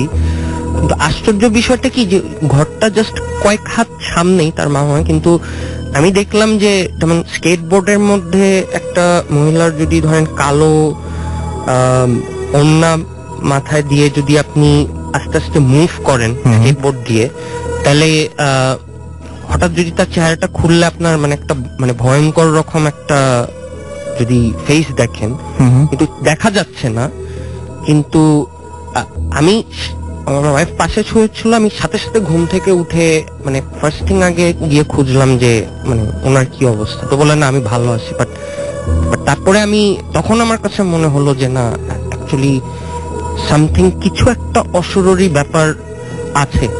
ওই স্বপ্ন থেকে তখন আমার বিশ্বাসটা আসলো যে না সে, যদিও আমি তখন তাকে কথাটা আমি বিলিভ করতে চাইনি, বাট আমি যখন নিজে জিনিসটা স্বয়ং দেখলাম যে এটা যে কোনো রূপ নিতে পারে। এখন অবশ্যই বাসায় অবশ্য তারা নাই, ছেড়ে দিয়েছে অনেক আগে, কিন্তু সবচেয়ে আশ্চর্যজনক ব্যাপার কি যে ওই 5 তলা A5 বাসায় কেউ বেশি দিন থাকতেও পারে না। আচ্ছা, এটাই ছিল আপনার ঘটনা। থ্যাংক ইউ ভেরি মাচ আপনার ঘটনার জন্য, এবং আশা করছি যে এই ঘটনাটা আপনাদের সবার ভালো লেগেছে। আমরা দেখতে পাচ্ছি আমাদের কাছে বেশ কিছু SMS রয়েছে। সুস্মিতা ময়মনসিং থেকে আমাদের সাথে রয়েছেন এবং তিনি লিখেছেন তার কাছে বেশ ভয় লাগছে। অপূর্ব ঢাকা থেকে লিখেছেন শুনছি ভয় লাগছে। সোহাগ নরসিংদী থেকে লিখেছেন যে ফোর্থ স্টোরিটা ভালো লেগেছে তার কাছে। রাইসুল ইসলাম আমাদের সাথে আছেন, আমাদের সাথে রয়েছেন মজারুল ইসলাম পান্না ময়মনসিং থেকে। এছাড়া আমাদের সাথে তামিম এবং রিপন আমাদের সাথে রয়েছেন। এছাড়া আমাদের সাথে রয়েছেন দেখতে পাচ্ছি ময়মনসিং থেকে আজিয়ান, এবং লাস্ট স্টোরিটা ভয়ের ছিল লিখেছেন সজীব ময়মনসিং থেকে আমাদের সঙ্গে রয়েছেন। ব্ল্যাক ম্যাজিকের স্টোরি এগেইন প্লিজ আমাদেরকে। এছাড়াও দেখতে পাচ্ছি অপূর্ব আছেন আমাদের সাথে। এছাড়া আমার সাথে রয়েছেন রিমি, আমার সাথে রয়েছেন দেখতে পাচ্ছি পুষ্পেন্দু। এছাড়াও সজীব আহমেদ আমাদের সাথে রয়েছেন। সালমান আমাদের সাথে রয়েছেন। তাসনুবা আমাদের সাথে রয়েছেন। আমার সাথে রয়েছেন ইমাম। এছাড়া আমাদের সাথে রয়েছেন সৌরভ সহ আরো অনেকে। আপনি যদি থাকতে চান তাহলে আমাদের সাথে চলে আসুন। মোবাইলের মেসেজ অপশনে টাইপ করুন ফুর্তি FORTI ফুর্তি, স্পেস দিয়ে লিখুন আপনার নাম, স্পেস দিয়ে আপনার মেসেজ পাঠিয়ে দিন 9840 নাম্বার। যারা আমাদের ইমেল করতে চান আমাদের ইমেল অ্যাড্রেস হচ্ছে bhutfm@radiofurti.fm which is BHWTFM@radiofurti.fm। আপনার নাম, ঠিকানা এবং ফোন নাম্বার সহ আপনার জীবনে ঘটে যাওয়া সেরা ঘটনা লিখে পাঠিয়ে দিন আমাদের কাছে। ঘটনার শুরুতে অবশ্যই উল্লেখ করুন যে আপনি স্টুডিওতে সে ঘটনাটি শেয়ার করতে চান নাকি আপনি চান আপনার ঘটনা আমরা পড়ে শোনাই। আর যারা দেশের বাইরে রয়েছেন তারা সরাসরি কিন্তু অডিও ক্লিপ পাঠিয়ে দিতে পারেন আমাদের কাছে। আমি এহতেশাম ভাই আপনার কাছে আরেকটু আসবো, আপনি একদম শেষ করে দিই আপনারটা, কারণ নতুন অতিথি আসবেন। একটু যদি কাইন্ডলি বলতেন, আপনি একটা জিনিস কয়েকদিন আগে পড়ছিলেন এবং আপনি এটা বিলিভ করতে শুরু করেছেন অলমোস্ট, এবং আপনি ওয়েট করছেন নেক্সট সার্কুলেশন বা নেক্সট পাবলিকেশনের জন্য, রাইট? এরকম কিছু একটা। তো এই ব্যাপারটা কি একটু বলবেন আপনি? আমি যদি একটু আপনি আমার সাথে শেয়ার করতেন। ডেফিনেটলি। সেই ব্যাপারটা হচ্ছে এরকম যে আপনার লেটস সে আমাদের যে রাইট ব্রেন যেটা থাকে যে ক্রিয়েটিভ অ্যান্ড লেফট ব্রেন যেটা লজিক্যাল, যেই কথাটা আপনাকে আমি বলছিলাম যে আপনি হয়তো একটা ফোরকাস্ট করলেন যে হ্যাঁ সামনে টাইমটা, ইভেন লেটস সে যে আপনি আগামী যে লুসিড ড্রিম গুলা যে কিভাবে কিছু ঘটনাগুলা ঘটবে প্যাটার্ন বাই প্যাটার্ন, যে একটার পর একটা ওভাবে স্তরে স্তরে সাজানো আছে, যে সেরকম ধরেন যে আপনার ইমাজিন করলেন যে হ্যাঁ আমি এক্স্যাক্টলি এই জিনিসটা ওয়েট করছি বা এরকম হতে চাই। যেমন কিছু কিছু ক্ষেত্রে আমার যেই স্বপ্নগুলো আমি দেখেছি যে আমার বড় ভাই যেহেতু সে চলে গেছে, সে দেখি যে আমাকে মানে গুড বাই করছে, বলছে যে ওকে স্বপ্নের মধ্যে। যেমন আমার দাদি চলে গেছেন যারা মানে অ্যানসেস্টার্স যারা, তো দেখলাম যে কিছু ঢাল তলোয়ার নিয়ে মানে আমাকে কিছু মানুষ অ্যাটাক করতে যাচ্ছে, বা তখন ওনার কাছে যে আমি একটা শেল্টারের মতন যে বসলাম, তো দেখলাম যে উনি একটা ওই গোলাপি রঙের একটা ভেইল পরা বসা, তো আমাকে মানে খুব প্রোটেকশন দিয়ে আদর করে বলছে যে খামাখাই প্রবলেমের মধ্যে না, যে মানে যারা চলে গেছেন অ্যানসেস্টররা তারা সামহাউ একটা গাইডেন্স দিচ্ছে। আচ্ছা, এই গাইডেন্স গুলা অনেক সময় হয় কি যে আপনার ওই মানে সুপার পাওয়ার বা একটা ওই ধরনের ফর্মের থেকে হয়তো স্বপ্নের মাধ্যমে আপনাকে অনেক রকম মেসেজ আমি হয়তো অনেক সময় পাই, বা যেগুলা হয়তো রাইট অ্যাওয়ে কাউকে ওভাবে বলাও যায় না, তো সেগুলা তখন হয় কি যে ওই বিষয়গুলা তখন একটু যেমন আপনাকে এই যে এই ড্রিমের কথাটা বললাম, যদিও ঘটনাগুলো অনেক আগে ঘটে গেছে, বাট তারপরেও এটার ইম্প্যাক্টটা কিন্তু এখনো খুব প্রিডমিনেন্টলি আছে। এবং তার সাথে সবচেয়ে মজার ব্যাপার যে যারা পিওর সোল, যারা অনেকটা আমার ওয়েল উইশার্স আছে, তো তারাও অনেক সময় আমাকে হয়তো ওই পজিটিভ ওয়েতে ড্রাইভ করার জন্য চেষ্টা করে যে হ্যাঁ মানে এখান থেকে আপনি ইজিলি আইডেন্টিফাই করতে পারবেন যে আপনার দেখা গেছে যে নিজের ঘরের মধ্যে কিছু সার্পেন্টস আছে, যেটা আমি অন্য একটু টার্ম ইউজ করলাম। তো সার্পেন্টস গুলা হয় কি যে মানুষরূপী কিছু খারাপ সোলস আছে, যে যারা পারতপক্ষে দেখা যায় যে আপনাকে খুব ভালো বলছে যে হ্যাঁ তোমার ভালো চাই, বাট অ্যাকচুয়ালি তারা কন্ট্রাডিক্টরি বা আইরনিক কিছু কাজ করে বসে, যেটা আপনার তো তখন হয় কি যে আপনাকে ওই মেথডস বা টুলস গুলো আপনাকে হেল্প করে যে হ্যাঁ আমি কাদের সাথে অ্যাটাচ থাকবো। মানে এই চ্যালেঞ্জেস গুলা তখন অনেক সময় ওই ব্ল্যাক ম্যাজিকস গুলা, যে তখন ধরেন যে আপনার অনেক রকম কিছু রিস্ক ফ্যাক্টরস থাকে। যেমন একবার আমি ইনজুর্ড হয়েছিলাম, এখানে একটা স্টোরি বলি যে একবার আন্টি হারানোর পরে আমি একটা ইনজুরির পরে আমার ব্রেইন খুব অনেক বড় একটা অ্যাক্সিডেন্টে ব্লাড ফ্লো হয়েছিল। তখন আমি জ্ঞান হারানোর পরে আমি নিজেকে ডিসকভার করে দেখি যে একটা হসপিটালের স্ট্রেচ ইয়েতে, তো গাড়িটা শুনে দেখলাম যে পুরা একদম ইয়ে হয়ে গিয়েছিল। তো এটাও ওই একটা রিং রিলেটেড ব্যাপারে, কারণ আপনার যদি কোনো ভালো কিছু জিনিস পজিটিভ থাকে, সেটা যদি মেইনটেনেন্স একটু ভুল হয়ে যায়, তখন হয় কি এগুলা অনেক সময় আপনার যে কোনো ভাবেই অ্যাডভার্সলি যে নেগেটিভ ফোর্সেস গুলা তখন আপনাকে অনেকটা এফেক্ট করে। তো সেইগুলা যে বিষয়গুলো আছে যে মানে ধরেন এই যে তখন আপনি হয়তো এই যে বিভিন্ন কিছু স্টোরিজ গুলা পেলেন, যে এই যে ওয়্যারউলফ রিলেটেড বা ডিফারেন্ট কাইন্ডের যে মানে স্টোরি লাইন, বা ওইটা তখন আপনাকে ড্রাইভ করবে যে হ্যাঁ আমি তাহলে এই জিনিসগুলা জেনে রাখলাম। এন্ড দেন আপনি যেমন যেটা হবে কি যে এখন আপনি কোন পারপাসে ইউজ করবেন। যদি ধরেন কারোর এরকম একটা হেল্প লাগলো, বা অনেক সময় ধরেন মানুষের কাছে এরকম যে বা যাদের এই ধরনের আপনি সেটা করবেন, সেই ব্যাপারগুলো আপনি করতে পারেন, তখন অনেকটা এটা হেল্প হয়। ওকে, থ্যাংক ইউ ভেরি মাচ। আমরা একটু একটা ঘটনায় চলে যাই। আমাদের সঙ্গে আরো একজন একটা ইমেল পাঠিয়েছেন, সে ঘটনাটা আমরা পড়তে চাই। একটু পড়ে ফেলি ঘটনাটি, এবং যেভাবে তিনি লিখেছেন আমি সেইভাবেই পড়ার চেষ্টা করছি। এবং আমি দেখতে পাচ্ছি যে যিনি লিখেছেন ঠিক এভাবে লিখেছেন যে রাসেল ভাই, আমি জানি আপনি সবসময় ভালোর দলে, তাই জিজ্ঞেস করলাম না কেমন আছেন। আমার নাম শফিকুল ইসলাম, আমি পেশায় একজন মাইক্রোবাস ড্রাইভার। আমার বাসা কুষ্টিয়া জেলার উজান গ্রামে। আমি আজ আপনাদের সাথে আমার জীবনে ঘটে যাওয়া একটা সত্য ঘটনা শেয়ার করব। কথা না বাড়িয়ে সরাসরি আমি ঘটনায় চলে যাই। 2014 সালের কথা। আমি এবং আমার কয়েকজন বন্ধু মিলে ঠিক করলাম আমরা বেড়াতে যাব। তো যথারীতি যাওয়ার জন্য মন স্থির করলাম। আমরা মোট 7 জন বন্ধু হলাম।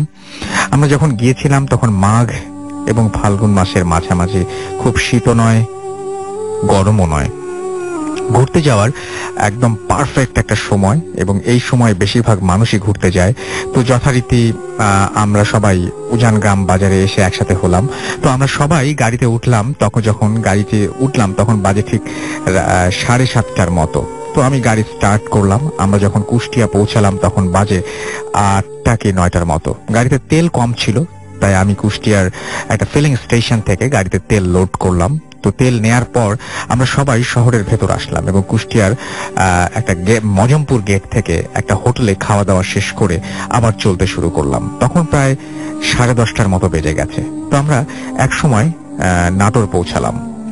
বলে রাখা দরকার যে কুষ্টিয়া থেকে নাটোর পৌঁছাতে সময় লাগে 2 ঘন্টার মতো।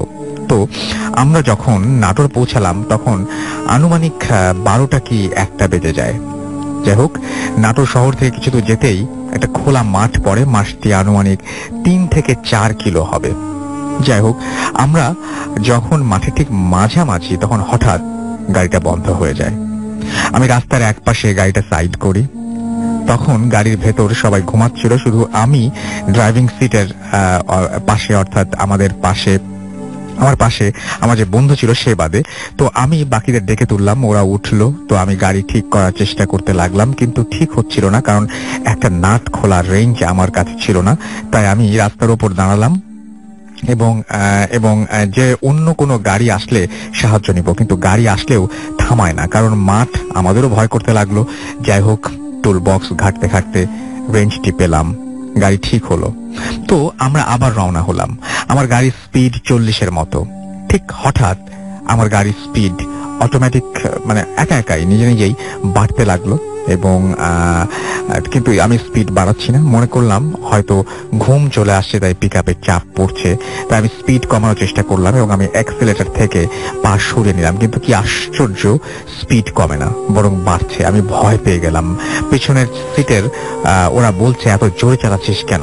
যাই হোক, আমি গাড়ি নিয়ন্ত্রণ করার চেষ্টা করলাম। হঠাৎ আমার চোখ পড়লো আমার ডান পাশের দিকের গ্লাসে আমি দেখলাম আমার গাড়ির পেছনে সাদা কি যেন একটা বসে আছে। আমি একটু ভয় পেলাম।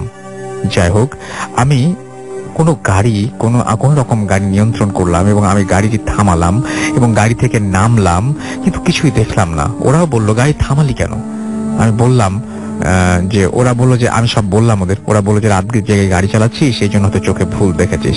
আমরা আবার যথারীতি চলতে শুরু করলাম। কিছুক্ষণ পরে জোরে একটা ঝাঁকি অনুভব করলাম। মনে হলো পেছন থেকে আরেকটা গাড়ি এসে ধাক্কা মারলো, কিন্তু পেছনে কোনো গাড়ি নেই। এবার সবাই ঝাঁকিটা অনুভব করলাম। হঠাৎ জোরে বাতাস বইতে লাগলো, কিন্তু আকাশে কোনো মেঘ ছিল না। হঠাৎ সামনে দেখি রাস্তার মাঝখানে একটা লাশ। মনে হচ্ছিল এই মাত্র অ্যাক্সিডেন্ট হয়েছে। আমার পাশে সেও যারা আছে তারাও দেখছে, এবং আমি গাড়ি থামালাম, নেমে দেখি কিছু নেই। গাড়ি থেকে দেখা গেল লাশটাকে, গাড়ি থেকে নেমে দেখা গেল যে কিছু নেই। যাই হোক, গাড়িতে উঠলাম এবং ওই সময় আমরা যা দেখলাম তা দেখার জন্য প্রস্তুত ছিলাম। আমি দেখলাম গাড়ির চাকার নিচে সেই লাশটি, যেটির মাথা নেই এবং গাড়ির চাকার সাথে মিশে আছে। আমি চিৎকার দিলাম।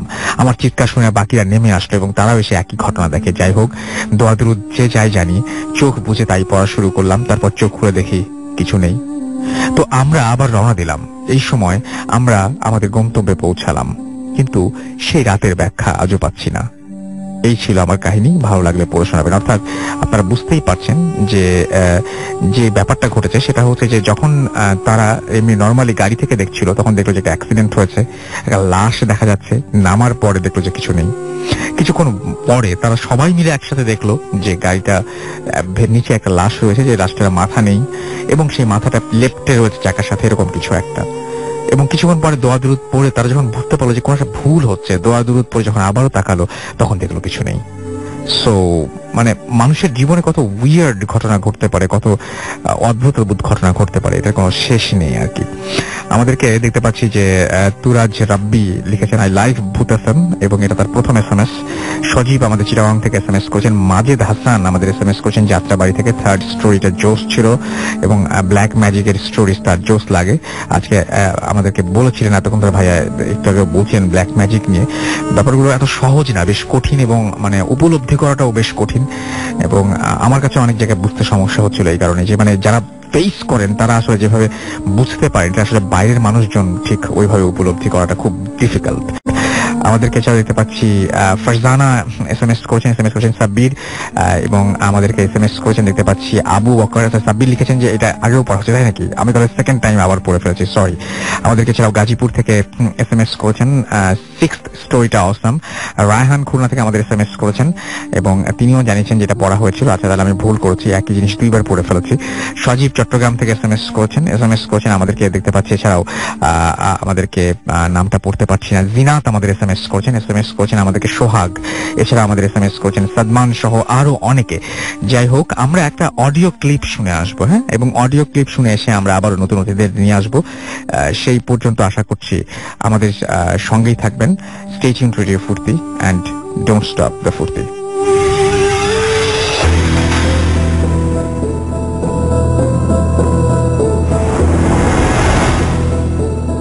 আসসালামু আলাইকুম রাসেল ভাই, আমার বাসা নাটোর জেলার লালপুর থানার একটি গ্রামে। তো রাসেল ভাই, ঘটনাটি আমার আঙ্কেলের মুখ থেকে শোনা। আমার আঙ্কেল ওই মেডিকেল, মানে যেখানে ঘটনাটি ঘটেছে ওই মেডিকেলে একজন স্টাফ হিসেবে চাকরি করেন। তো রাসেল ভাই, আমি আঙ্কেলের মুখ থেকে যেভাবে শুনছিলাম আমি সেভাবে বলি যে মেডিকেল কলেজের মেডিকেল হাসপাতালের মর্গে অনেক রকমের লাশ আছে, সুইসাইড নেস, আপনার অ্যাক্সিডেন্ট, অনেক দূর দূরান্ত থেকে লাশ আসে। একদিন মানে সন্ধ্যাবেলা একটি লাশ আসে। লাশটি ছিল অ্যাক্সিডেন্টের একটি লাশ, মানে বেওয়ারিশ। লাশটির কোনো আত্মীয় স্বজন লাশটির সাথে ছিল না। তো ওখানে যে দুটো কাজ করতো, তারা আপন দুই ভাই ছিলেন। তার ছোট ভাই কোনো কারণে বাসায় ছিলেন, তাই তার বড় ভাইয়ের কাজটা চালিয়ে নেওয়ার কথা ছিল। তার বড় ভাই তিনি যথাযথ লাশটি মর্গে ঢোকেন, তিনি একাই ছিলেন। তিনি যখন লাশটিকে কাটার জন্য সবকিছু মানে কমপ্লিট করার পরে, মানে তিনি যখন লাশটির জামাটা খুলেন রাসেল ভাই, তখন তিনি দেখতে পান যে লাশের কোমরে একটি তাবিজ, স্কোয়ার শেপের তাবিজ, একটু বড়, সাধারণ তাবিজের সাথে একটু বড়, মানে তাবিজটা ছিল স্বর্ণের। তাবিজটা পুরোপুরি এপাট ওপাট দুটো ছিল স্বর্ণের তাবিজ। তো তিনি মানে জিনিসটা দেখার পরে লোভ সামলাতে না পেরে তিনি তাবিজটা নিয়ে নেন। মানে দড়ি বাঁধা ছিল, তিনি দড়ি সহ তাবিজটা নিয়ে নেন। তো নিয়ে নেওয়ার পরে তিনি কাটার সরঞ্জাম পিছনে ঘুরে নিয়ে যখন সামনে থাকায় তিনি একটু অদ্ভুত জিনিস তিনি লক্ষ্য করেন যে মানে লাশটি দেখে আগের এমন তার হয়নি, যে তিনি একটু অদ্ভুত ফিল তার মধ্যে হচ্ছে। মানে তিনি মানে একটু অদ্ভুত ফিল, মানে তিনি একটু গা ভার হয়ে যাচ্ছে, তিনি মানে একটু ভয় লাগছে। এই জিনিসটা মানে তাবিজটা নেওয়ার পরে তার এরকম একটি অনুভূতি হচ্ছে। তিনি চেষ্টা করে লাশটি কাটার জন্য, কারণ অনেক সাহসী হয়। তারপর তার সাহসে কুলায় না, মানে তার অনেক ভয় লাগছে, মানে অনেক তার গা ভার হয়ে আসছে। তখন তিনি বাইরে চলে এসে মানে অনেক পুলিশ ছিল, যেহেতু লাস্ট বেওয়ারিশ, তাদেরকে বলে দেয় যে ভাই মানে আজকে সেই কাজটি করতে পারবে না। পুলিশ অনেক জোরাজোরি করে, তো তারও কাজ হয় না। তো লাস্টে মর্গে ফ্রিজিং করে রাখা হয় হিমাগারে। তো রাসেল ভাই তিনি যথারীতি বাসায় মানে রাতে খাওয়া দাওয়া শেষ করে মানে পরের দিন দুপুর বেলা তিনি তার ছোট ভাইকে সাথে করে, মানে যে কাজটি মানে ছোট ভাই তাকে হেল্প করে, তাকে সাথে করে আসার পর রাসেল ভাই তখন ফ্রিজ থেকে লাশটিকে বের করার, মানে ড্রয়ার থেকে লাশটিকে বের করার পরে যখন রাখা হয়, যাওয়ার পরে তিনি সেই আগের মতোই অনুভূতি, তিনি একটু ভয় করে। তো তিনি বলে তার ছোট ভাইকে তুই কাজটা কর, আমি একটু মানে সাইডে আছি। তো তার ছোট ভাই কাজটা করে। একটা অদ্ভুত জিনিস আছে, লাশটি 2-3 দিন আগে ছিল।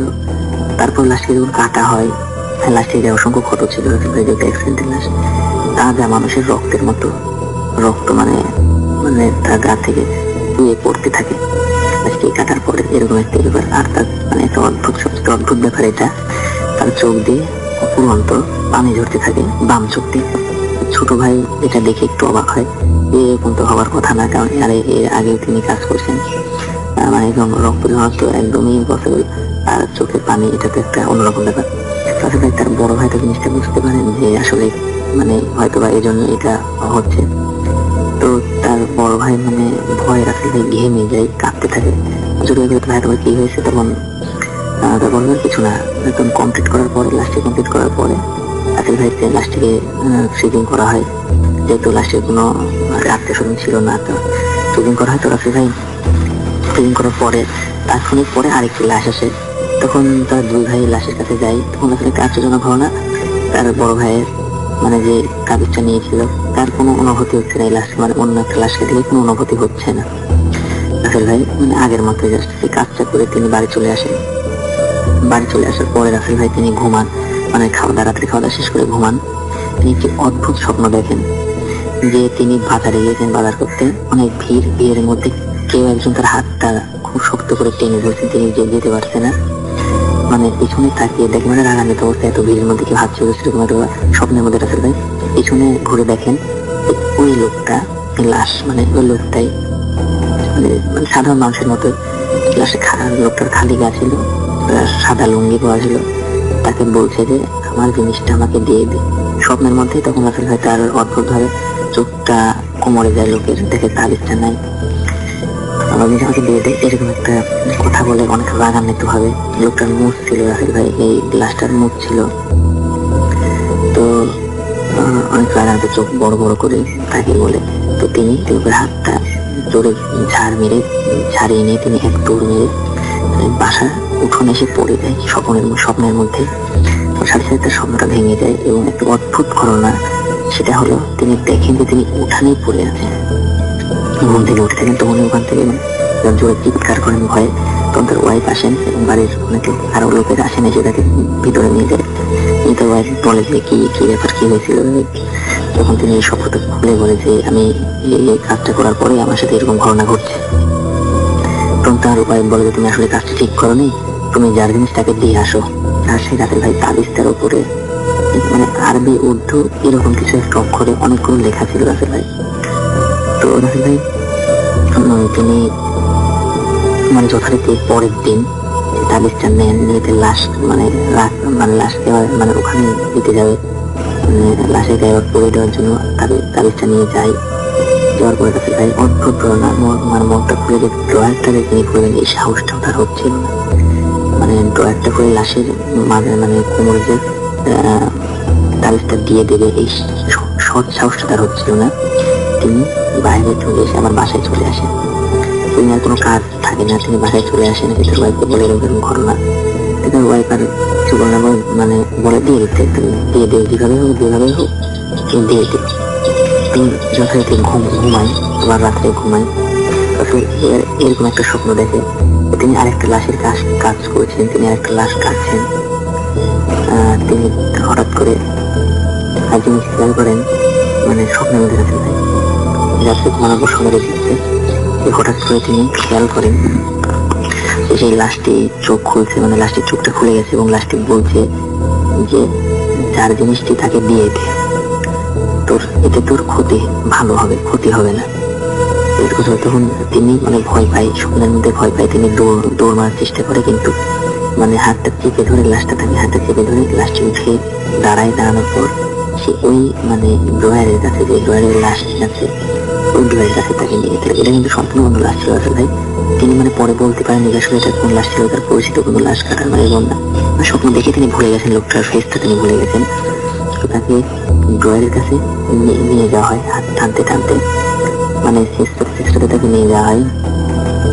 ড্রয়ারটা অটোমেটিকলি খুলে যায় স্বপ্নের মধ্যে। তখন তিনি দেখেন লাশটি, তখন তিনি বাস্তবের মতো ভয় করে, লাশটি থেকে ভয় করে থাকে। তখন তিনি তাবিজটা ড্রয়ারের ভিতর মানে তিনি পকেটের মধ্যে হাত দিয়ে তাবিজটা তার ড্রয়ারের এইভাবে থ্রো করে ওখান থেকে দৌড় দিয়ে এসে রাসেল ভাই স্বপ্নের মধ্যে তিনি মর্গে গেটের বাইরে এসে পড়ে যান এবং সাথে একটা স্বপ্ন ভেঙে রাসেল ভাই তিনি যেটা দেখেন ওটা দেখার জন্য মানে সে প্রস্তুত ছিল না। কোনো মানুষের সাথে ঘটলে কোনো মানুষের প্রস্তুত থাকবে না, মানুষ প্রস্তুত থাকে না। তিনি ওখানেই ওই অবস্থাতেই মর্গের সামনে গেটের সামনে পড়ে আছেন। এটা তিনি দেখে তিনি হতবাক হয়ে কি করবেন সেটা বুঝতে না পেরে তিনি একটা চিৎকার দিয়ে তিনি ওখানেই সেন্সলেস হয়ে যান। সকালে তার ভাই যখন যথারীতি আসে তাকে উদ্ধার করার পরে বাসায় নিয়ে যাওয়া হয়। তার অনেক জ্বর ছিল ভাই, তার মানে সব ঘটনা ছোট ভাইও বলে ছোট ভাই বলে আসলে তুমি কাজটা ঠিক করোনি, তোমার এই কাজের দিনই হয়তো বা সেদিন মানে এই লাশটার সাথে এই লাশটার এরকম কিছু একটা ঘটছে। তো তিনি মানে বলে ছোট ভাই বলে তুমি ওকে তাবিজটা দাও, কারণ আমি তো আর ভয় পাচ্ছি না, তুমি তাবিজটা দাও, পাশে তুমি দাঁড়ায় থাকবে, আমি তাবিজটা লাশে কোমরে পড়িয়ে দেবো। তো রাসেল ভাই চোখে যেটাকে বলা হয় চোখের তোষক নিচে মানে তাবিজটা রাখা হয়, তো তোষকটা উঁচু করে দেখে তাবিজটা নেই। তিনি আরো বিপদের মুখে পড়ে যান, তাবিজটা নাই, তিনি কিভাবে লাশটিকে ফিরে গেলেন, কিভাবে বিপদ থেকে তিনি উদ্ধার পাবেন। অনেক তিনি ভয় পেয়ে যান, মানে ভয় পেয়ে স্বপ্নের কথা ইয়ে করে, যেহেতু স্বপ্নটা প্রায় বাস্তবে সত্যি হচ্ছিল, এরকম স্বপ্ন করে চিন্তা করে তিনি তার ছোট ভাই ওয়াইফ সহ তিনি মর্গে চলে যান।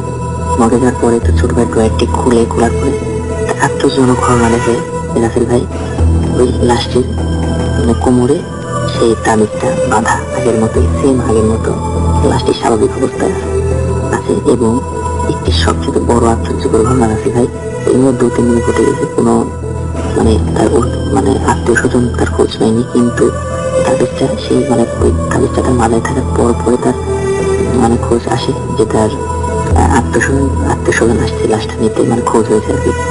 আত্মীয় স্বজনের কাছে লাশটি হস্তান্তর করে দেওয়া হয়। তো হস্তান্তর করে দেওয়ার পরে একজন মানে তার মানে এক ভাইকে ডাকা হয়, একটু সাইডে ডাকার পরে তাকে পার্সোনাল জিজ্ঞেস করা হয় ভাই আসলে তাবিজটা কিসে। সবচেয়ে আশ্চর্যকর একটা ঘটনা আছে ভাই, তিনি বলা হয় যে এই লোকটা মানে যে মারা গেছেন এই একজন ব্ল্যাক মেডিসিয়ান ছিলেন। এই কথা শুনে তিনি আরো ভয় পেয়ে যান। তার তাবিজটা মানে সেই সূত্র অনুযায়ী তাবিজটা ছিল তার ওই বড় ছেলেরই পাওনা। আসলে তার লাশটা হস্তান্তর করে দেওয়া হয়।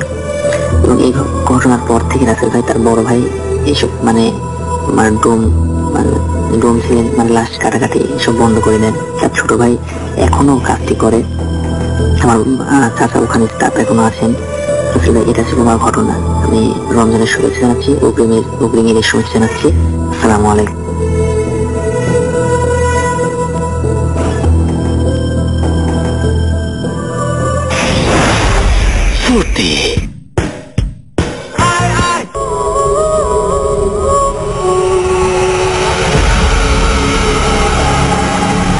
Yes, the night comes alive with গ্রামীণ ফোন। শুনছেন সবসময় রেডিও 48.2 FM। এই মুহূর্তে আমাদের সঙ্গে যারা আছেন তাদের একটু বলি, দুষ্টু বালক আমাদের সঙ্গে আছেন, তিনি শুনছেন মুর্শিদাবাদ থেকে এবং তিনি বলছেন যে আরো ভয়ানক কাহিনী চাই, আমরা আরো ভয়ানক কাহিনী চাই। যদি আপনার কাছে থাকে অবশ্যই আমাদের লিখে পাঠান।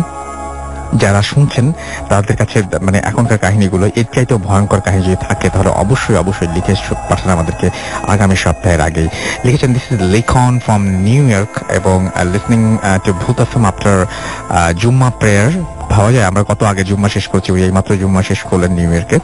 এবং মিস সাম স্টোরিজ, আচ্ছা লাভ ভূত এফএম। ওকে অলরাইট, আমার মনে হয় যে লিখুন না এখন থেকে যেদিনই আমার সাথে জয়েন করবেন ভাই জানিয়ে দেবেন। এবং আশা করছি যে আপনার রমজান ভালো কাটছে, আপনি ভালো আছেন এবং আমাদের সঙ্গে এই মুহূর্তটা আপনার ভালো কাটছে। অনেক অনেক শুভকামনা এবং জানি না আরেকবার আপনার মানে ঈদের আগে আপনাকে এভাবে পাবো কিনা, সো অগ্রিম ঈদেরও শুভেচ্ছা জানিয়ে দিলাম। হুমায়ুন ফুয়াদ আমাদের লিখেছেন এবং তিনি লিখেছেন রাসেল ভাই ক্যানবেরা অস্ট্রেলিয়া থেকে শুনছেন, এই মধ্যরাতে তিনি বেশ ঠান্ডার মধ্যে আছেন এবং তিনি আমাদেরকে শুনছেন।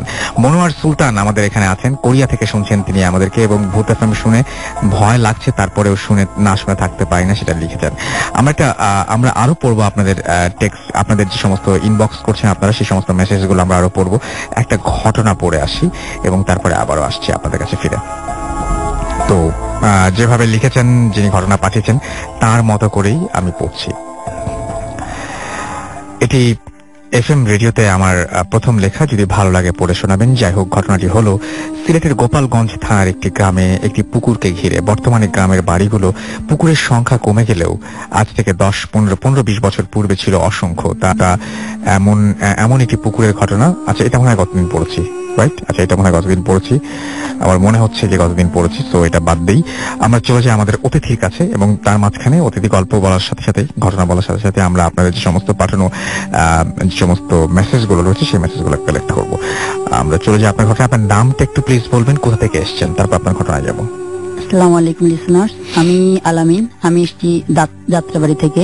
ওকে, আপনার ঘটনা যেটা, এই ঘটনাটা কোথায় ঘটেছিল? এই ঘটনাটা গাইবান্ধায় ঘটেছে, আমাদের গ্রামের বাড়িতে। শুনি তো আপনার ঘটনাটা কি ঘটেছিল। তো প্রতি বছর আমাদের দ্বিতীয় সময় পরীক্ষার পর মাদ্রাসা ছুটি হয়। তো নিয়ম অনুসারে গত বছর আমাদের দ্বিতীয় সময় পরীক্ষার মাদ্রাসা ছুটি হয়েছে। তো বলে রাখি, আমার গ্রামের বাড়ি হচ্ছে গাইবান্ধা, তো অনেক দূরের পথ।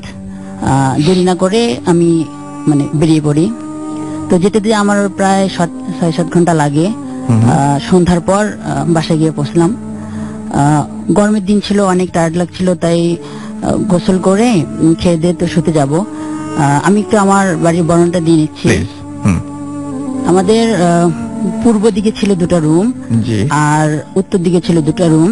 আচ্ছা। আর 2টো রুমের মধ্যে উত্তর দিকের একটি রুম আমার মা আর নানি থাকতো, আর 3টা রুম ফাঁকাই থাকতো, আমরা গেলে থাকতাম আর কি। আচ্ছা, যাই হোক, তো আরেকটা কথা রাসেল ভাই, আজ থেকে 22 বছর আগে মানে এই জিনরাই মানে একটা কারণবশত তারা প্রতিজ্ঞাবদ্ধ হয়েছে যে আমাদের ফ্যামিলিকে তারা কখনোই শান্তিতে থাকতে দেবে তার না। মানে আপনাদের ফ্যামিলিতে এগুলো চর্চা অনেক আগে থেকেই ছিল? জি জি জি জি। আচ্ছা, তো বিভিন্ন সময় আমাদের এই বাসায় বিভিন্ন রকম ঘটনা ঘটে। জি।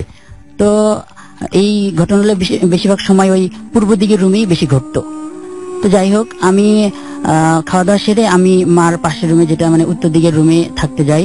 তো দেখি আর কি রুমটা একটু অগোছানো, আমার কাছে একটু ভালো লাগলো না আর কি। গ্রামে যেটা হয় কি ধানের বস্তা টস্তা রাখা, আমার কাছে ভালো লাগলো না। পরে আমি ওই পূর্ব দিকের রুমে শুতে যাচ্ছিলাম। তো মা আমাকে বললো যে আসলে তুই যে ওই রুমে শুতে যাচ্ছিস তুই তো ভয় পাবি, এটা গিয়ে যেহেতু মানে ওই রুমে বিভিন্ন সমস্যা হয়েছিল। আচ্ছা, পরে আমি বললাম যে আরে এখন বড় হয়ে গেছি, সমস্যা নেই, কি হবে দেখা যাবে এখন। তো আমি মানে তারপর ওই রুমে যাই। আর আমি ওই রুমে যখনই থাকতাম, একা থাকি বা কাউকে নিয়ে থাকি, আমি সবসময় লাইট জ্বালিয়ে তারপরে ঘুমাইতাম, কারণ বিভিন্ন সমস্যার সম্মুখীন হয়েছে আমি ওই রুমে। তো সেদিনও ওইরকম মানে লাইট জ্বালিয়ে তারপরে আমি আর কি ঘুমাইছি। তো রাত হবে প্রায় 1টা কি 1:30 বাজে। মানে অদ্ভুত একটা মানে ভয়ঙ্কর স্বপ্ন দেখে আমার ঘুমটা ভেঙে যায়। তো স্বপ্ন ছিল এরকম, মানে আমাদের বাসায় কেউ মারা গেছে, তো অনেক মানুষ, তো কে মানে লাশটা কে এটা আমি বলতে পারবো না, মানে আমি সেটা জানি না। তো লাশটাকে গোসল করানো শেষ হয়েছে, কাফনও পরানো শেষ হয়েছে, কিন্তু অদ্ভুত ব্যাপার হচ্ছে রাসেল ভাই, মানে লাশটাকে কবর দেওয়া হয়েছে একদম আমাদের মানে যে থাকার ঘরের মধ্যে। তো ঘরটা ছিল মানে কোনো ফার্নিচার নেই ঘরের মধ্যে, মানে আমি স্বপ্নে মেরে যেটা দেখতেছি আর কি, কোনো ফার্নিচার ছিল না, মানে পুরো রুম মানে কাদা কাদা। আর ওই লাশটাকে ওই খাটিয়া সহ সবাই মিলে ধরে মানে কাদার মধ্যে মানে ঠাসা দিয়ে দাবাই দিচ্ছে আর কি, এভাবে কবরটা দিবে এরকম অবস্থা। তো মোটামুটি লাশটা মানে ডুবে গেছে। তো এই মুহূর্তে আমরা যেটা দেখলাম যে ওই কাদা মাখা কাফন পরা লাশটা ধীরে ধীরে মানে বসলো। বসার পর আমি ছিলাম একদম লাশটার পায়ের কাছে। তো সে একটা হাত বুকের উপর রাখছে, আরেকটা হাত দ্বারা সে আমার মানে হাতটা চাপে ধরে, ধরে একটা টান দেয়। আমি একদম লাশের ওই মুখোমুখি হয়ে যায়, মানে লাশের মুখে আমার মুখ একদম পাশাপাশি হয়ে যায়। পরে লাশটা আমার মানে ওই স্বপ্নের মধ্যে বলতেছে যে অনেক কষ্ট আলামিন, অনেক কষ্ট। তো রাসেল ভাই এটা দেখার সাথে সাথে আমি অত্যধিক ভয় পাই, ভয় পাই, আমার ঘুমটা ভেঙে যায়। ঘুম ভাঙার পরে আমি যেটা দেখলাম, আসলে আমার সাথে অনেক ভৌতিক ব্যাপার হয়েছে, কিন্তু আমি ওই দিনের মতো কোনোদিন এত ভয় পাই নাই। তো লাইট তো জ্বালানি ছিল, লাইটের আলোতে আমি দেখলাম যে একটা মানে অচেনা বৃদ্ধা মহিলা, এতটাই মানে স্বাস্থ্যহীন ছিল যে শরীরে শুধু মানে ওই হাড় আর চামড়া ছাড়া কিছুই ছিল না। আর একটা কাপড় পরা ছিল, তো কাপড়ের একটা আঁচল তার ওই এক কাঁধে ছিল আর একটা কাঁধ ফাঁকা ছিল। তো বৃদ্ধাটা যেটা করলো, আমার একদম মানে বিছানার সাইডেই সে মেঝেতে হাঁটু গেড়ে বসে মশারির নিচ দিয়ে সে আমার দিকে হাত দুটো বাড়িয়ে দেয়, এমন ভাবে তাকাই। আপনি এটা স্বপ্নে দেখছেন না সত্যি? না না, এটা বাস্তব, মানে আপনি চোখের সামনে দেখছেন? চোখের সামনে দেখছি, এবং মানে স্বপ্নটা মানে ভাঙার পর এটা দেখতেছি আর কি আমি। আচ্ছা, স্বপ্ন দেখেছেন আর একটা লাশকে, হ্যাঁ, এবং এখন দেখেন একটা বৃদ্ধা মহিলাকে যে আপনাদেরকে হাত বাড়িয়ে দিচ্ছে। জি জি, ওকে, মানে এমন ভাবে তাকাচ্ছে মানে সে আমাকে ধরবে এমন একটা ব্যাপার। এটা দেখার সাথে সাথে আমি মানে খুবই ভয় পাই, আমার পুরো শরীরে একটা ঝাঁকি দিয়ে ওঠে। আর আমি তখন আর সহ্য করতে পারছিলাম না, আমি একটা জোরে চিৎকার দেই, কিন্তু আনফরচুনেটলি ওই চিৎকারটা আর কি আমার মা শুনতে পাই নাই, কারণ মা 2টা রুম মানে পরে ওনার রুম ছিল। তো মানে আমি চিৎকার দেওয়ার পরে আমি আর ওই বৃদ্ধাটাকে দেখতে পাই নাই। পরে আমি ওইখানে আর 1 সেকেন্ড স্থির থাকতে পারতেছিলাম না, আমি তাড়াতাড়ি আমার মার রুমে চলে যাই। তারপরে মাকে ডাকাডাকি করার পর মা উঠে আমাকে আবার বকা দেয় যে আমি তো তোকে আগেই বলছিলাম যে তুই রুমে থাকিস না, তুই আবার থাকতে গেলি কেন। যাই হোক, তারপরে মা বলতেছে ঠিক আছে আমার পাশের রুমে শো। আচ্ছা, তা আমি বললাম যে মা আমার আজকের রাত অন্তপক্ষে আমি একা একদমই থাকতে পারবো না। তারপরে মা বললো যে ঠিক আছে তাহলে একজন ফ্লোরে থাকি আর একজন মানে খাটে থাকি। রাসেল ভাই মানে আমি যে খাটে মানে আমি যে ফ্লোরে থাকবো, খাটের আমাদের এটা বক্স খাট ছিল না, তো খাটের নিচটাও আমার কাছে মানে অন্ধকার ভয়ানক মনে হচ্ছিল। তো বাধ্য হয়ে মা ফ্লোরে শোয় আর আমি খাটে শুই। এরপর থেকে আমি কখনোই আর ওই রুমে একা থাকিনি, এখনো থাকি না। যদি বাসায় যাই তাহলে ওই মার পাশের রুমে থাকি, আর বেশি ভয় লাগলে আমার ওই পাশে বড় মামার বাড়িতে গিয়ে আমার মামাতো ভাই নিলয় ওর সঙ্গেই ঘুমাই। তো এটা ছিল আমার ঘটনা। তবে আমি যে বললাম যে জিনরা আর কি প্রতিজ্ঞাবদ্ধ হয়েছে যে আমাদেরকে শান্তি থাকতে দিবে না, সেইটা না আমরা পরে শুনবো, অসুবিধা নেই, কিন্তু বাট সেই জিনিসটা তো তারা মানে সেইটা তো ভঙ্গ করেছিল, তাই না? নাকি ভঙ্গ করেনি? এখনো পর্যন্ত আপনাদেরকে প্রোটেক্ট এখনো আমার মার এখনো সঙ্গে পর্যন্ত কোনো সমস্যা হয় না? না, এখনো আমাদের মার সঙ্গে আমার সঙ্গে প্রায় সময় এই ঘটনাগুলো ঘটে আর কি। আচ্ছা, ওই বাসাতেই ঘটে জি, শুধুমাত্র? ওই বাসাতেই ঘটে। আচ্ছা, এবং কেন ঘটে এটা? কেন ঘটে মানে আমার দাদা কবিরাজ ছিল, তো কবিরাজ থাকাতে উনি না, কিন্তু ঘটনাগুলো ঘটে কেন? ওরা তো চুক্তি করেছিল যে এটা এটা কোনোদিন করবে না। করবে না, ওরা আমাদেরকে শান্তিতে থাকতে দিবে না, আচ্ছা, এটা বলেছিল, এটা জি, জি, প্রতি জি, জি। ও আচ্ছা, এই জন্য হয়। ওকে, থ্যাংক ইউ ভেরি মাচ আপনার ঘটনার জন্য, এবং সেই কারণেই এখনো পর্যন্ত সেই ঝামেলাটা পোহে যাচ্ছেন আপনার, এবং এখান থেকে কি কোনো মুক্তির কোনো উপায় নাই নাকি? আমরা অনেক কবিরাজ দেখাইছিলাম, এবং এমনকি হ্যাঁ। আমাদের রংপুরে একটা বাসা ছিল, মানে আমার দাদা যে বাড়িতে থাকতো জি, আর কি, জি, জি। ওই বাসায় আমরা থাকতাম। ওই বাসাটা আসলে এই কারণগুলোর কারণে, এই বিভিন্ন সমস্যার কারণে আমরা একদম অল্প দামে সেই রংপুরে মানে Sell করে দেন। জি জি জি। Oh my তারপর God. আমরা গাইবান্ধায় চলে আসি, তারপরও এই জিনিসগুলো আর কি এখনো পর্যন্ত এখনো পর্যন্ত- আপনাদের পেছন ছাড়েনি? জি জি জি। এখনো পর্যন্ত আপনাদেরকে এরকম ডিস্টার্ব করছে? ওকে, থ্যাংক ইউ ভেরি মাচ। আমি দেখতে পাচ্ছি যে অলরেডি আমাদের এখানে আরো কিছু মেসেজ চলে এসছে। রাসেল ভাই, how are you? I am Priyanka, listening Bhoot FM from Arlington, Texas, USA. Thanks for being with us Priyanka, এবং আশা করছি যে পুরোটা সময় আমাদের সঙ্গে থাকবেন এবং রেগুলার আপনাকে পাবো। ওয়াসিম আকরাম আমাদের এসএমএস করেছেন এবং তিনি লিখেছেন যে খুবই ভালো লাগছে, এবং ইন্ডিয়ার কলকাতা থেকে তিনি শুনছেন। তানজিনা তৃষা আমাদের সাথে রয়েছেন, আই এম ফ্রম কানাডা, এবং তিনি লিখেছেন যে কানাডা থেকে তিনি লিখেছেন listening with friends, we love Bhoot FM, miss you Bangladesh. And আমরাও আপনাকে মানে মিস করছি না, এই কারণে মিস করছি না যে আপনি যেখানে থাকেন না কেন তৃষা, আপনি আমাদের সাথে আছেন, আমাদের নেটওয়ার্কের মধ্যে রয়েছেন। ফুর্তি অ্যাপ অন করলেই আপনি আমাদের সঙ্গে চলে আসবেন। সুতরাং পৃথিবীর যেখানেই থাকুন না কেন, একটা হয়তো মানে কি বলবো, শুধুমাত্র একটা ডিস্টেন্স হয়তো আছে, কিন্তু সেইভাবে চিন্তা করতে গেলে আমরা শুধু সবাই একসাথেই বসে শুনছি ভূত এফএম, রাইট? সো একটা মানে সেটা মানে ভার্চুয়াল ওয়ার্ল্ড যদি চিন্তা করি তাহলে সবাই আমরা একটা জায়গায়। এনিওয়েজ, আমরা চলে যাব আমাদের পরবর্তী অতিথির কাছে। ইন্ডিয়ার মাদ্রাজে এসছেন আমাদের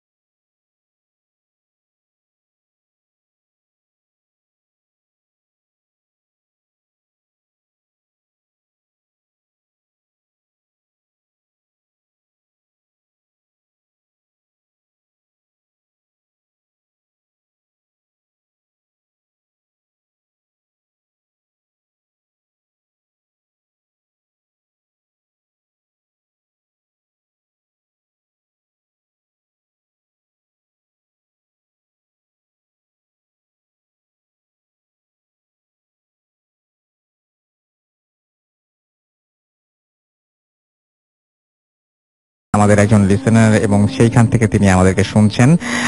ওকে, সো যারা এখনো পর্যন্ত আমাদের সঙ্গে, যারা আমাদের সাথে যোগ দিতে চান এবং দেশের বাইরে থেকে শুনছেন এবং আমাদেরকে সেটা জানাতে চান আমাদের সাথে, এবং তাদেরকে আমি বলবো যে আপনি সরাসরি কিন্তু আমাদেরকে আমাদের যে ফেসবুকের অ্যাড্রেসটা দিলাম সেই অ্যাড্রেসে কিন্তু আপনি আমাদের টেক্সট করে দিতে পারেন। যে এইমাত্র দেখলাম যে ক্যালিফোর্নিয়া থেকে একজন লিখেছেন, আব্দুল্লাহ আল মারুফ লিখেছেন ফ্রম ক্যালিফোর্নিয়া। ভাই, ফেসবুকে আপনাদের নামে অনেক ফেক পেজ এবং গ্রুপ আছে, নতুনদের জন্য খুঁজে পাওয়া খুব হার্ড। বাট আমি যেটা বললাম সেখানে গেলে আপনার তো কোনোভাবে ভুল হবে না, www.facebook.com/bhutfm.russell, কোনো চান্স নেই মিস হওয়ার। সো এখানে যে কেউ চলে আসতে পারেন। এছাড়াও দিতে পারছি যে আরো অনেকেই আমাদের সঙ্গে আছেন এবং খুব ভালো লাগে যে লিখেছেন লিখন ফেরাজি নিউ ইয়র্ক থেকে এগেইন, এবং স্টোরি শুনতে শুনতে কেন যেন মনে হয় আসলেই ভূত হচ্ছে লাইফের আসলে অনেক বড় একটা ক্লাইম্যাক্স, তিনি আবারও লিখেছেন।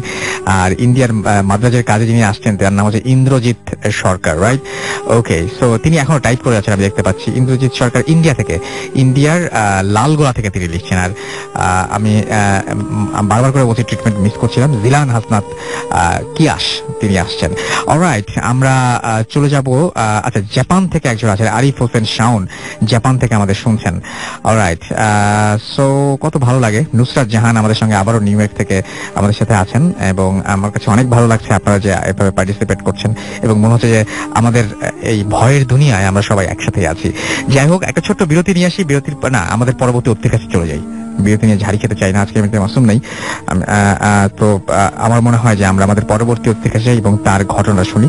আপনার নামটা প্রথমে একটু বলবেন, আপনি কোথা থেকে এসেছেন, তারপরে আপনার ঘটনায় আমরা যাব। একটু প্লিজ আপনার নামটাকে শুনি। জি, আসসালামু আলাইকুম, আমি রিবন, আমি আসছি মতলব উত্তর থেকে, মতলব চাঁদপুর থেকে। তো আমি আমার ঘটনায় চলে যাই। জি, এই যে আজ থেকে ঘটনাটা ঘটে প্রায় 2.5 বছর আগে। তো ঘটনাটা আমার এক আত্মীয়ের গ্রামে হয়। তো এই গ্রামে একটা এতিমখানা মাদ্রাসা ছিল। তো এতিমখানা মাদ্রাসায় আপনার যে বড় হুজুর ছিলেন, তো তিনি অনেক কিছু জানতেন, তার কাছে সবাই জানতেন যে ওনার কাছে জিন টিন ছিল, তো উনি জিন টিন দিয়ে কাজ করাতেন। জি। তো ওনার একটা ছেলে ওই মাদ্রাসায় পড়াশোনা করতো, তো ওনার নাম ছিল আব্দুল্লাহ। তো ঘটনার দিন এশার নামাজে আজান হয়।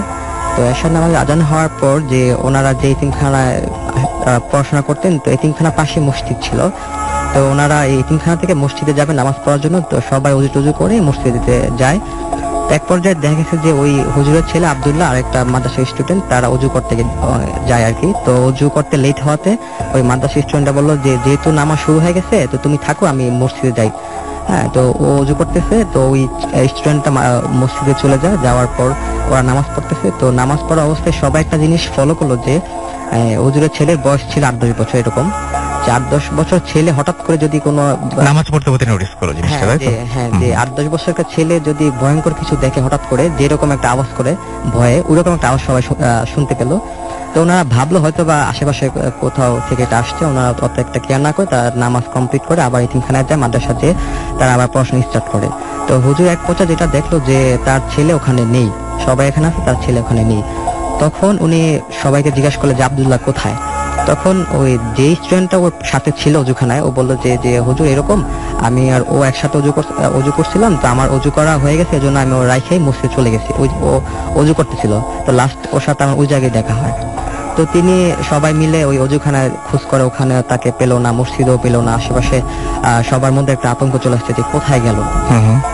তো ওই মাদ্রাসা আশেপাশে মানে মোটামুটি একটু এদিকে বড় বড় পুকুর ছিল। তো সবাই পুকুর টুকুর খোঁজ করলো যে পুকুরে গেছে কিনা। আশেপাশে যা ছিল সবাই আসতে, গ্রামের সবাই, যে এত রাত করে হুজুরের ছেলেটা মানে মিসিং হয়ে গেল, কি হইলো। তো সবাই খোঁজ করতেছে। তো এক পর্যায়ে দেখা গেল যে কোথাও হুজুরের ছেলেরা নাই। তো হুজুর তখন তাদের গ্রামের বাড়িতে ফোন দিছে যে এরকম ও কি বাড়িতে আসছে কিনা। তো তখন ওখানে বললো না, ওখানেও আসে নাই। এরকম করতে করতে যে হ্যাঁ সকাল হইলো, সকাল হওয়ার পর আশেপাশে সব গ্রামে খোঁজ করা হলো, অ্যালাউন্স করা হইলো যে এরকম হুজুরের ছেলে এশারের পর থেকে নিখোঁজ। তো সবার মধ্যে একটা ভয় কাজ করলো যে এটা কি, এশারের পর থেকে একটা ছেলে হারায় যাবে, এত খোঁজ নেওয়ার পরে কোথাও নাই। হ্যাঁ, তখন সবাই ভাবলো যে হয়তোবা এটা ও যেভাবে হারাইছে এটা আসলে অস্বাভাবিক একটা হারানো। তো এটা আসলে ওই পুলিশ, তারপরে এই খোঁজ খবর নেওয়া হবে না যে একটা হুজুরের সাথে তুমি আলাপ করো। তখন ওই হুজুরটা, বড় হুজুরটা, পাশের গ্রামে একটা বড় হুজুর ছিল, ওনার সাথে গেছে যে এরকম আমার ছেলেটাকে আমি পাইতেছি না, দেখুন কি হয়েছে। তখন উনি বললো যে আপনার ছেলেকে একটা জিন নিয়ে গেছে, তো আপনি একটা কাজ করেন, আপনি হ্যাঁ জিনটা দেওয়া যাবে, আপনি ওয়েট করেন, 2-1 দিন ওয়েট করেন। তো তিনি তারপরও